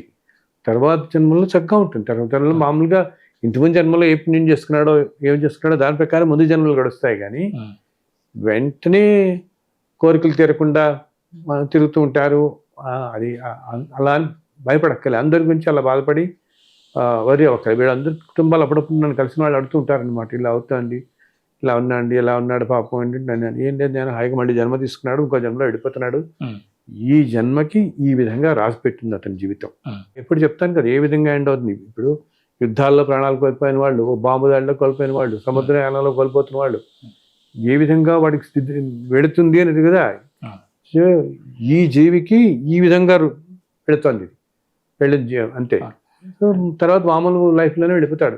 ఈ జన్మలో కూడా స్వతహా తన అంతట తానే తీసుకున్నాడు అంటే ఇంతకుముందు జన్మలో ఏదో కర్మ అనుభవించడం అంటే కదా. ఆ కర్మ ప్రారంభ కర్మ వల్లనే ఈ విధంగా జీవితం ఇన్ని కష్టాలు పాలై తనంతట తనే తీసుకోవాల్సి వచ్చింది. ఇది మనకి చూడడానికి అనిపిస్తుంది తనంతట తను చేసుకున్నాడని, కానీ అతని విధులిఖితంలో ఈ జన్మ ఇక్కడ దాకానే అంతే. 42 44 ఏదైనా ఉండండి, ఆ ఏజ్ దాకా అక్కడ దాకానే, అక్కడ దాకాతో అయిపోతుంది జీవితం. ఏ విధంగా అవుతున్నది చెప్పాను, ఈ కర్మలు బట్టి ఇతని జీవితం ఈ విధంగా, ఇంకో జీవితం ఇంకోలా వచ్చింది, ఇతని జీవితం ఇలా అయింది. ఈ జన్మ వచ్చే జన్మ నుంచి మళ్ళీ మామూలు వెళ్ళిపోతుంటాడు. ఆ జన్మల్లో ఏమేమి అనిపించాల్సిందో అవన్నీ అనిపిస్తూ వెళ్తాడు. అంటే ఇక్కడ ఈ ఇబ్బందులు ఈ కష్టాలు భరించలేక తను ప్రాణత్యాగం చేసినప్పుడు మరి ఈ మళ్ళా అనుభవించలేదు కాబట్టి మళ్ళీ అంటుకోకూడదు గారు వాళ్ళకి. ఏది ఇప్పుడు ఇక్కడ అనుభవించకుండానే మధ్యలోనే వదిలేసి వెళ్ళిపోయడం వల్ల అవును ఆ తర్వాత జన్మకి మరి అది అనుభవించకుండా వెళ్ళిపోయాడు అని మనం అనుకుంటున్నాం అంతే కదా. బట్ ఈ జన్మలో అంతే రాసింది. ఇన్ని కష్టాలు పడ్డాడంటేనే అనుభవించినట్టే కదా. ఎంతో ప్రార్థకరం అనుభవించబట్టే ఈ మనిషి ఇన్ని కష్టాలు పడ్డాడు. ఇన్ని కష్టాలు పడి తట్టుకోలేక వెళ్ళిపోయాడని, ఆ వెళ్ళిపోయాడు అనేది మనం అనుకుంటున్నాం కానీ ఈ జన్మకి ఇట్లా రాసి పెట్టింది అతని ఇలాగే వెళ్ళాలని ఉంది. అంటే ఈ జన్మకి ఇంతే డ్యూరేషన్, అతని ఆయుర్దాయం ఇంతే. ఈ ఆయుర్దాయం ఇక్కడితో అయిపోయి ఈ జన్మ అతను చాలించాలి. ఈ విధమైన కష్టాలు పడి ఈ జన్మతో ఈ విధంగా ఇతని జన్మ చాలిస్తాడు. ఇప్పుడు ఎంతో మందిని మనం చూస్తాం, అదే చెప్తున్నాను ఇందాక, రకరకాల రీతుల్లో వెళ్ళిపోయే వాళ్ళని చూస్తాం మనం. ఓకే, అది ఈ జన్మలో ఈ విధంగా చాలిస్తున్నాడు, ఇది ఇక్కడితో అయిపోతుంది. ఇది కూడా తన కర్మల వల్ల. అంతేగాని ఇదంతా మళ్ళీ చుట్టుకుంటుందని కాదు. ముందు జన్మల్లో ఇంకో విధంగా పెడుతుంది జీవితం, ఇంకో విధంగా పెడుతుంది. అది ఇంతకుముందు చేసుకున్న కోట్లాది జన్మల్లో అతను చేసుకున్న పాపపుణ్యాల ప్రకారం ఈ జన్మ జీవిత మాత్రానికి వరకే ఇది పరిమితం. ముందు జన్మల్లో వెళ్ళదు. అలా భయపడక్కలేదు, వీళ్ళందరూ అలా బాధపడక్కలేదు. ఈ కుటుంబాల వాళ్ళు ముందు జన్మలకి అలా వెళ్ళదు. ముందు జన్మల్లో మళ్ళీ పాత జన్మల్లో ఉన్న మిగిలిన చేసుకుంటూ వెళ్తా అనుభవాలు తెచ్చుకుంటూ ముందు సాగిపోతుంటాడు వీడు ఈ జీవి అనమాట. అంటే ఇప్పుడు మనం ఎలాగో కష్టాలు ఇబ్బందులు వీటి గురించి మాట్లాడుకుంటున్నాం కదా, కానీ ఇప్పుడు అంటే ఇహపర రెండు సుఖాలని కలిగిస్తూ అన్ని కష్టాలని పోగొడుతుందని అందరూ చెప్తున్న మాట శ్రీ వెంకటేశ్వర వ్రతకల్పం. మీ ద్వారా అది ప్రపంచానికి అందింది. ఎంతో మంది వాళ్ళ ఇళ్లలో పుస్తకం పెట్టుకుని చేసుకుంటున్నారు. సామూహికంగా కూడా చాలా బాగా చేస్తున్నారు. ఈ మధ్య చాలా బాగా చేస్తున్నారు. దాని గురించి కొంచెం తెలియజేయండి. తప్పకుండా. అది నేను చాలాసార్లు చెప్తున్నట్టుగా వెంకటేశ్వర వ్రతకల్పం 2005లో రాశానని చెప్తున్నాను కదా. సాక్షాత్తు ఆయనే అలా విశ్వరూపంలో దర్శనం ఇచ్చి చేసింది. అండ్ అది 2 విధాలుగా చేసుకోవచ్చు. కేవలం కథలు చదివినా చాలు. ఇప్పుడు ప్రపంచంలో ఎంతోమంది కథలు చదివి అసలు దానికి ఏమి నియమనిష్టలు ఉపవాసాలు ఏమి సంబంధం లేదు, కులం గోత్రాలు సంబంధం లేదు, హాయిగా చదువుకోవచ్చని రోజు నాకు నిత్యం ఎంతో మంది ఎక్కడెక్కడి నుంచో చెప్తున్నారు అనమాట. ఇది నమ్మకం చేసుకుంటే ఎన్నో జరుగుతున్నాయి మా జీవితాల్లో ఉండేది. ఈ మధ్య 5-6 నెలల క్రితం మా దగ్గర ఒకళ్ళు వచ్చారు. ఆ అమ్మాయికి ఏంటి ఆల్మోస్ట్ 30 సంవత్సరాల నుంచి విపరీతమైన తలనొప్పితో బాధపడుతుంది అన్నమాట. ఎక్కడికి వెళ్ళినా, అసలు ఏదైనా ప్రయాణానికి వెళ్ళినా, ఎక్కడికి వెళ్ళాలన్నా భయమే, మైగ్రేన్, విపరీతమైన హెడేక్ అనమాట. అటువంటిది వాళ్ళకి ఏదో ఈ మధ్య తెలిసి వచ్చారు మన దగ్గరికి. సో మనం ఈ వెంకటేశ్వర వ్రతకల్పం పుస్తకం తీసుకెళ్లారు. అది చదివినప్పటి నుంచి పూర్తిగా అలా చేతో తీసినట్టు వెళ్ళిపోయిందండి. 5-6 నెలలు ఎంతో అవుతుంది మన దగ్గరికి వచ్చి. ఈ 5-6 నెలల్లో మళ్ళీ రాలేదు. 30 సంవత్సరాల నుంచి ఉన్న మైగ్రేన్ హెడేక్ కూడా కేవలం ఈ వ్రతకల్పం చదువుకున్న మాత్రమే. శనివారం చదువుతా మొదలుపెట్టారు. ఆ మధ్య ఇంకొకళ్ళు వచ్చారు నా దగ్గరికి.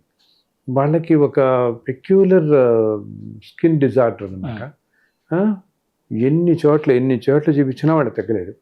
వాళ్ళు ఒకటే అనుకున్నారు, వాళ్ళు ఇలా ఎవరో ఇచ్చారు వెంకటేశ్వర వ్రతకల్పం అనమాట. ఇస్తే అది వెంటనే 21 రోజులు చదువుదామని అనుకున్నారు. 10 రోజులు చదివేటప్పటికల్లా అప్పటిదాకా తెలియని ఒక డాక్టర్ గురించి తెలిసి కరెక్ట్గా 21 రోజు తన వ్రతం 21 రోజులు పూర్తి అయ్యేటప్పటికి కథలు చదువుకోవటం, వ్రతం అంటే కథలు చదువుకునే కేవలం 21 రోజులు అయ్యేటప్పటికల్లా పూర్తిగా అయిపోయింది. అసలు మేము వింటేనే ఆశ్చర్యపోయాం అనమాట. అలాగే ఇంకొకళ్ళు ఏం చెప్పారు, ఇప్పుడు చాలామంది ఈ రోజుల్లో మనకి ఇండియాలో కూడా ఒకప్పుడు ఏంటంటే అమెరికాలో చాలామంది పిల్లలకి ఆటిజంని వాళ్ళకి డెవలప్మెంటల్ సరిగా రాదు, మాట రావటం కానీ ఈ డెవలప్మెంటల్ ఇష్యూస్ అన్నీ రావడం చాలా లేట్ అవుతూ ఉంటాయి రావటం అనమాట. అది మన దగ్గర కూడా ఇప్పుడు వింటున్నాం. సో దానికి కూడా వెంకటేశ్వర కల్పన చాలా బాగా పనిచేస్తుంది. ఒక పిల్లవాడికి ఆ మంచి ఇలాగే ఇలా మనకు తెలిసిన వాళ్ళ ద్వారా ఎవరిదానో వాళ్ళు ఇచ్చారు, వాళ్ళకి ఎక్కడో తెలిసి దీని గురించి అనమాట. ఈ ఆటిజం వాళ్ళు జనరల్లీ వాళ్ళు స్పెషల్ స్కూల్స్ని పెడతారు. ఇది పట్టుకుని చదవటం మొదలుపెట్టిన తర్వాత జస్ట్ ఒక 2 నెలలు ఏంటి స్పెషల్ స్కూల్ నుంచి మామూలు స్కూల్లోకి వచ్చేసాడు ఆ పిల్లాడు. మాట్లాడటం మొదలుపెట్టాడు, చక్కగా మాట్లాడుతున్నాడు, మామూలు వాడేయడం అనమాట. మనం ఇంకొకరు చెప్పారు ఏంటి వాళ్ళకి ఇలా ఎప్పుడో చాలా కాలం క్రితం ఎవరో తెలిసిన వాళ్ళు ఏదో కష్టంలో ఉన్నారు కదా అని వాళ్ళకి ఏదో డబ్బులు ఇచ్చారనమాట. ఏదో 2 లక్షలు ఏదో ఇచ్చారని చెప్పారు. ఇంకా ఏంటి 14 ఏళ్ళు అయింది అది. నిత్యం కనపట్టి ఇదిగో ఇస్తానంటారు, అదిగో ఇస్తానంటారు, ఎప్పుడు ఎవరు జరగట్లేదు. ఈ బతుకల్పి ఇప్పుడు మనం చాలా చోట్ల పంపిస్తున్నాం కదా, ఎన్ని వాళ్ళకైనా పంపిస్తున్నాం, అందరూ చేస్తున్నారు కదా. సో వాళ్ళకి ఎక్కడో ఒక ఊళ్ళో ఒక చోట ఇది దొరికింది అనమాట. సో అది పుచ్చుకుని వాళ్ళు శనివారం చదివారు. వాళ్ళు శనివారం చదివితే ఆదివారం పొద్దున, శనివారం సాయంత్రం చదివి ఆ ప్రసాదం తీసుకున్నారు వాళ్ళు. అది కూడా ఏంటి, కేవలం కథలు చదివి, ఇంకా వివరంగా కూడా కాదు, జస్ట్ కేవలం కథలు చదివి ప్రసాదం తీసుకుంటే నెక్స్ట్ డే ఆదివారం పొద్దున 9 గంటలకి తలుపు కట్టి ఈ 14 ఏళ్ల నుంచి ఇవన్న మనిషి అతనంతట అతను వచ్చి ఆ 2 చేతులు పెట్టేళ్ళాడు. వాళ్ళు నాకు ఫోన్ చేసి చేశారు, కళ్ళమ్మ నీళ్ళే, అది మాట్లాడలేకపోతుంది ఆవిడ నాతో, కళ్ళనీళ్ళు వచ్చేస్తాయి. మేము ఊహించలేదండి. 1 సంవత్సరం 2 సంవత్సరాలు కాదు, 14 సంవత్సరాలు తెలిసిన వాళ్ళే ఇదిగో అంటారు అదిగో అంటారు, ఎవరు ఎప్పటికప్పుడు అలా అంటున్న వాళ్ళే.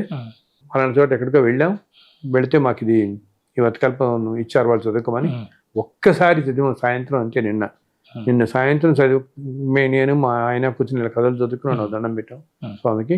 పొద్దున 9 గంటలకి ఇంటికి వచ్చి అతను ఇన్ని సంవత్సరాలు ఆయన చెల్లాడు, అసలు ఇంతది మేము ఊహించలేదండి అని ఇలా ఎన్నెన్నో విశేషాలు చెప్తున్నారండి. నాకు మొన్న ఎవరో చెన్నై దగ్గర నుంచి కొన్ని ఫొటోస్ పంపించారు. వాళ్ళు చెన్నై నుంచి అరుణాచలం ఎక్కడికో కార్లో పెడుతుంటే చాలా పెద్ద యాక్సిడెంట్ అయింది ఆ కార్కి. వాళ్ళకి ఏంటంటే బతుకల్పన చాలా నమ్మకంటే ఇప్పుడు వాళ్ళు ఎప్పుడు కార్లో డాష్ బోర్డ్ని క్యారీ చేస్తారు, ఎప్పుడు వాళ్ళతో పడి ఉంటుంది అనమాట. అది యాక్సిడెంట్ అయ్యి పక్కన పొలాల్లోకి వెళ్ళిపోయి ఇలా పల్టీ కొట్టేసింది. ఒక్కళ్ళకు కూడా ఈ చిన్న దెబ్బ కూడా తగలేదు. దాంట్లో లేచి నడిచి వచ్చారు.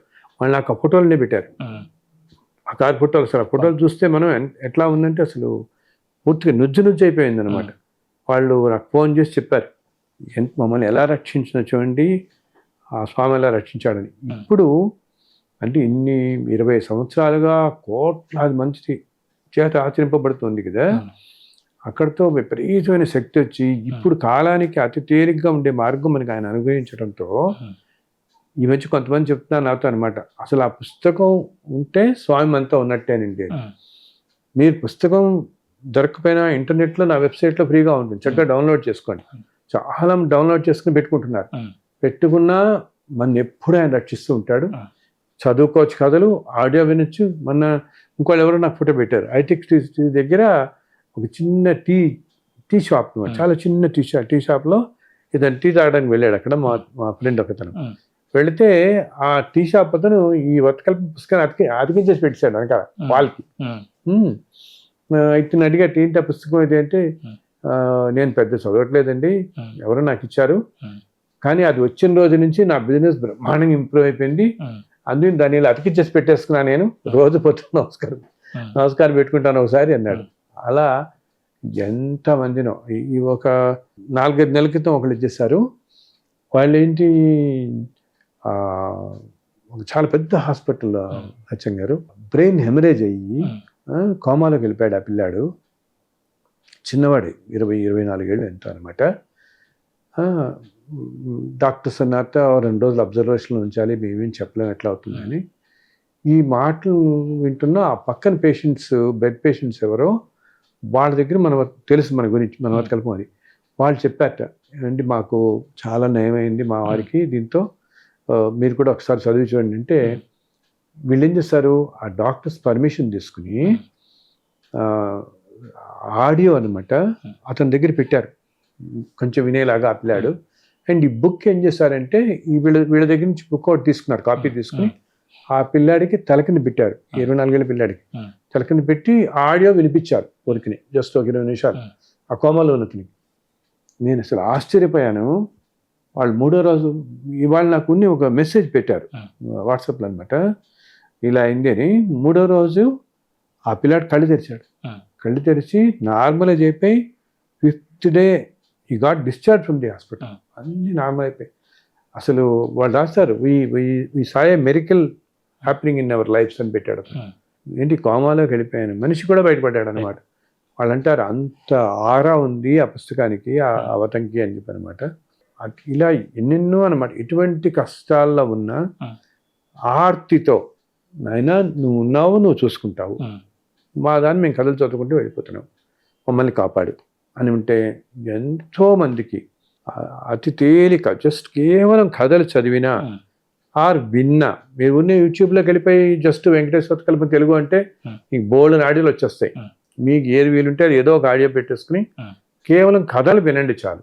ప్రతి శనివారం కథలు, రాత్రి పడుకునేటప్పుడు ఎప్పుడు 5 కథలు వినండి, తప్పకుండా అన్ని కష్టాల నుంచి మీరు బయటపడతారు. మనకి మంచి ధైర్యం కూడా వస్తుంది అనమాట. అన్నిట్లో రాబోయే కాలం ఇప్పుడు అందరూ చెప్తున్నారుగా ముందు కాలం ఇట్లా ఉంటుంది అలా ఉంటుందంటూ. సో ఇటువంటి కాలంలో, ముందు కాలాలలో మనకి ఎటువంటిది ఏదన్నా అనుకోని సంఘటన జరగాల్సి ఉన్నా అవన్నీ పక్కకి తోసిపోతాయి. అండ్ ఎటువంటి కష్టాలు ఏదన్నా ఎదుర్కోవాల్సి వచ్చినా తట్టుకునే శక్తి మనకి యువతం ఇస్తుంది. కొంతమంది చెప్తున్నారు మామూలుగా ఏ కష్టాలు లేని వాళ్ళు కూడా, ఏమండి మేము చదువుకుంటున్నాం, మాకు ఎంతో మానసిక ప్రశాంతత ఇస్తుంది. అసలు రోజు చదువుతున్న వాళ్ళే కొన్ని లక్షల మంది నేను వింటున్నాను ఇప్పుడు. రోజు చదువుతున్న వాళ్ళు నా వెబ్సైట్లోకి వెళితే తెలుగు, తమిళ్, కన్నడ అన్ని భాషల్లో ఉంటాయి. దాంట్లో ఎవరైనా డౌన్లోడ్ చేసుకోవచ్చు. కేవలం కథలు చదివినంత మాత్రానే ప్రశాంతంగా జరిగిపోతుంది మా లైఫ్. ఎన్నో మంచి అసలు ఏంటిటా నాకు ఆ మధ్య ఎవరో చెప్పారు, పిఠాపురం నుంచి ఒక ఆయన చెప్పారు, ఒక 10-15 ఏళ్ళ నుంచి తిరుపతి వెళదాం అంటూ వెళ్ళలేకపోతున్న వాళ్ళు ఈ వ్రతం చదివి వెంటనే వారం రోజులు వెళ్ళిపోతున్నారు. తక్షణం ఆయన అనుగ్రహం ఇస్తున్నాడు. అంటే ఆ భగవంతుడు మనకి అంత అనుగ్రహం ప్రసాదిస్తున్నాడు అనమాట. అతి తేలిక మార్గం. ఆయనకి తెలుసు కలికాలంలో మనందరికీ ఉండే వీక్నెస్లు, మన ఆలోచనలు, ఈ హడావిడి, ఈ పరుగులు అన్నీ ఆయన తెలిసి అతి తేలిక మార్గాన్ని మనకి చక్కగా అనుగ్రహించాడు ఆయన. అది మనం అందరం చేసుకున్న మహాభాగ్యం. నాకు మెయిల్స్ పెడుతున్నారు, అందరూ పెట్టిన వాళ్ళందరికీ మేము పంపిస్తున్నాం. ముందు ఇప్పుడు ఏంటంటే చాలా రోజుకి ఒక్కసారి 100-150 మెయిల్స్ దాకా వచ్చేస్తున్నాయి. సో అందుకని మేము ప్రతి నెల ఇప్పుడు నేను 10-15 వేలు ప్రింట్ చేస్తున్నాం, పంపుతూనే ఉన్నాము. ఇంటర్నెట్లో డౌన్లోడ్ చేసుకోవచ్చు. ఇప్పుడు ఈ రోజు కొత్త రేపటి కొన్నాళ్ళకి మీకు వస్తాయి పుస్తకాలు కూడా. మీకు చాలామంది చెప్తున్నారు అది పుస్తకం మా దగ్గర 10 ఏళ్ళ నుంచి ఉందండి, ఏదో అలా గుట్లో పెట్టించాము, ఇంత గొప్పదని మాకు తెలియదండి అని. సో ఇప్పుడు మీకు తెలిసింది కాబట్టి, ఇవన్నీ విన్నారు కాబట్టి చక్కగా తీసి చక్కగా కథలు చదువుకోండి. కేవలం దాంట్లో ఉన్న 5 కథలు అయితే ఒక్క నమస్కారం పెట్టండి. రోజు వీలు కాకపోతే వారానికి ఒకసారి, శనివారం కాదా పోనీ ఆదివారం అయినా సరే, వారానికి ఒక్కరోజన్నా చదివితే వాటిలో ఉన్న శక్తి చాలా అనంతమైన శక్తి అనమాట. ఆ వచనంలో ఉన్న కథలకి స్వామివారి శక్తి అంతా దాంట్లో అలా ప్రసరిస్తూ ఉంటుంది. చెప్పాను కదా నేను, ఆ పుస్తకం తల కింద పెట్టుకున్నంత మాత్రానే కొమాల నుంచే బయటపడ్డారు మనుషులు అంటే. నిన్న కూడా నేను సాయంత్రం మన ఇంటికి ఒకళ్ళు వచ్చారు. వాళ్ళు చెప్తున్నారు, వాళ్ళ దూరపు తెలిసిన వాళ్ళు ఎవరు అనమాట, చాలా మ్యాసివ్ హార్ట్ అటాక్ వచ్చి అసలు నెక్స్ట్ డే మార్నింగ్కి కూడా ఉండడన్నట్టు అన్నట్టు వాళ్ళు. అటువంటిది ఈ వర్తకం అలాగే వాళ్ళకి తల కింద పెట్టారు, చదువుకోమన్నారు. చెప్తుంది ఆవిడ, నార్మల్ అయ్యి 5 రోజుల్లో డిశ్చార్జ్ ఇంటికి వచ్చారండి అని చెప్పి. అంతకంటే ఎంత భాగ్యం ఇస్తున్నాడు మనకి ఆయన. అతి తేలిక మార్గంలో చక్కగా సామాన్యంగా అందించిన ఈ గ్రంథాన్ని తిరుమల తిరుపతి దేవస్థానం వాళ్ళు కూడా గుర్తించి వాళ్ళు సామూహికంగా కూడా చేస్తారు. అవునండి, మొన్ననే విశాఖపట్నంలో చేశారు, ఇంకా చాలా చోట్ల చేద్దాం అనుకుంటున్నారు, ఎన్నో చోట్ల చేయబోతున్నారు. అసలు ఇప్పుడు చాలా చోట్ల ఆలయాల్లో కూడా చేస్తున్నారు చాలా మంది. అలా ఎక్కడికైనా వెళ్ళినప్పుడు హాయిగా చక్కగా మీరు ఎక్కడ కూడా కొంచెం చేసుకోండి వాళ్ళతో పాటు. అండ్ నేను విన్నది ఏంటంటే వాళ్ళు వైజాగ్, రాజమండ్రి, ఏలూరు అన్ని చోట్ల చేద్దాం అనుకుంటున్నారు. అన్ని చోట్ల వాళ్ళు ఊహించిన దానికంటే చాలా ఎక్కువ స్పందన వచ్చేసింది. వాళ్ళకి ప్లేస్ సరిపోలేదు అలా అక్కడ అనమాట. సో ముందు బాగా చేద్దాం అనుకుంటున్నారు. సో మీకు అలా ఎవరు ఎక్కడ చేస్తున్నా వెళ్ళి చక్కగా అక్కడ కూర్చొని వాళ్ళతో పాటు ఆచరించండి, చాలా తేలిక. అండ్ కథలు చదువుకోండి చక్కగా, అది ఎప్పుడు కాపాడుతుంటుంది. రాబోయే టైంలో కూడా చక్కగా మనం కాపాడుతుంటుంది. పూర్తి నమ్మకం పెట్టుకోవడం చాలు. తప్పకుండా మనం రక్షిస్తూ ఉంటాం. ఇలా పండితులనే కాకుండా చదువుకోని వాళ్ళకి కూడా దీన్ని ఎవరైనా చక్కగా చెప్పాను కదా మా కులం, గోత్రం, నియమనిష్టలు, ఉపవాసాలు, ఏ రెస్ట్రిక్షన్స్ లేదు. కేవలం భక్తే ప్రధానంగా పెట్టుకుని ఆయన్నే తలుచుకుంటూ 5 కథలు ఎవరైనా సరే చదువుకుంటూ ఉంటే వాళ్ళు ఏమీ పాటించక్కర్లేదు. కేవలం కథలు చదివిన వారంకి ఒక్కసారి. ఎంతోమంది, నేను పేర్లు చెప్పడం ఇష్టం చెప్పలేకపోతున్నాను, కానీ ఎంతమంది అతి సామాన్య జీవితం గడుపుతున్న వాళ్ళు కూడా చదువుకుంటున్నారు. ఎంతోమంది, మన ఒకతను మా దగ్గరికి ఒక ఆటో అతను వచ్చాడు, ఆశ్చర్యపోయి అతని దగ్గర పుస్తకం ఉంది, అటు పక్కన పెట్టుకున్నాడు ఎదురకుండా. ఏంటంటే రోజు మధ్యలో ఖాళీగా ఉన్నప్పుడు కథ చదివేసుకుంటాడు. ఒక కథ చదువుతాడు, కొంచెం గ్యాప్ ఇచ్చినప్పుడు ఇంకొక కథ చదువుతాట. అలా మొత్తం 5 కథలు చదివేసుకుంటాను సార్, ఇది నన్ను ఎప్పుడు కాపాడుతుంది సార్, ఎవరో ఇచ్చారు సార్ నాకు, అప్పటి నుంచి పెట్టుకున్నాను సార్ అని చెప్తున్నాడు ఆటో అతను. ఎంతోమందికి ఏంటంటే ఇది ఉంటే చాలు మనం బయటపడతాం అని అంత ధైర్యం ఇస్తున్నాడు. ఇప్పుడు మనకు తెలుసు కదా, కలో వెంకట నాయక అంటాం కదా, కలియుగానికి ఆయనే మనందరికీ. ఆయన మనకి ఇంత తేలిక విధానాన్ని ఇచ్చాడు. ఏమిటి, ఎటువంటి పరిస్థితుల్లో ఉన్న వాళ్ళైనా చక్కగా చేసుకోవచ్చు. దానికి ఏమి ఒక ఖర్చు అనికి పలానా రోజే చేసుకోవాలి ఇన్ని ఏ లేదు. ఉన్న చోట నుంచే చదువుకున్నా కూడా నా మీద ఆ భారం ఏంటి, నేను తీరుస్తానంటాడు ఆయన చక్కగా. అలాగా ఎంతో మందికి అయింది. అతి తేలికైన విధానం. చక్కగా మీరందరూ కూడా వారానికి ఒక్కసారైనా ఆ కథలు చదవటమో, లేకపోతే చక్కగా మీకు యూట్యూబ్లో వెంటనే ఇప్పటికిప్పుడు దొరుకుతుంది. వర్తకల్పం తెలుగు అంటే వచ్చేస్తుంది మీకు ఆడియో. హాయిగా ఆడియో శనివారం వింటూ ఉండండి. అన్ని శుభాలు మీకు చేకూరుతాయి. మీ జీవితం అంతా శుభప్రదంగా ఉంటుంది. నమస్కారం. చాలా సంతోషం. చాలా సంతోషం. ఇంతవరకు నిత్య జీవితంలో మన చుట్టూ ఉన్న వారికి, లేదంటే మనకే వస్తున్నటువంటి ఎన్నో ప్రశ్నలకి గురువుగారు మన లోపల ఉన్నటువంటి భయాలన్నిటిని పోగొట్టే విధంగా వారు స్వామివారి ప్రేరణతో మనకి సమాధానం చెప్పడం జరిగింది. ఇవన్నీ కూడా మన నిత్య జీవితంలో ఆచరణలో పెట్టుకోవాలి, నిత్యం గుర్తించుకోవాలి. ఈ రోజున మనం తెలుసుకున్నటువంటి ధర్మం గురించి కావచ్చు, ప్రాయశ్చిత్తం గురించి కావచ్చు, శ్రీ వెంకటేశ్వర స్వామి వ్రతకల్పం గురించి కావచ్చు, లేదు పునర్జన్మ గురించి కావచ్చు, ఇలా ఎన్నో విషయాలు మనం తెలుసుకున్నాం. ఇవన్నీ కూడా మనం నిత్యం మనకి ఎన్నో రకాలుగా భయభ్రాంతులకు గురి చేస్తున్నటువంటి కొన్ని విషయాలు. వాటన్నిటి గురించి కూడా గురుగారు చాలా అద్భుతంగా మనందరికీ మానసిక ప్రశాంతతని, ఆ స్వామివారి కృపని అందించారు. వారికి కృతజ్ఞతలు తెలియజేసుకుంటూ మరొక ఇంటర్వ్యూలో మళ్ళీ కలుసుకుందాం. అంతవరకు చూస్తూనండి శ్రీ సన్నిధి టీవీ. నమస్కారం.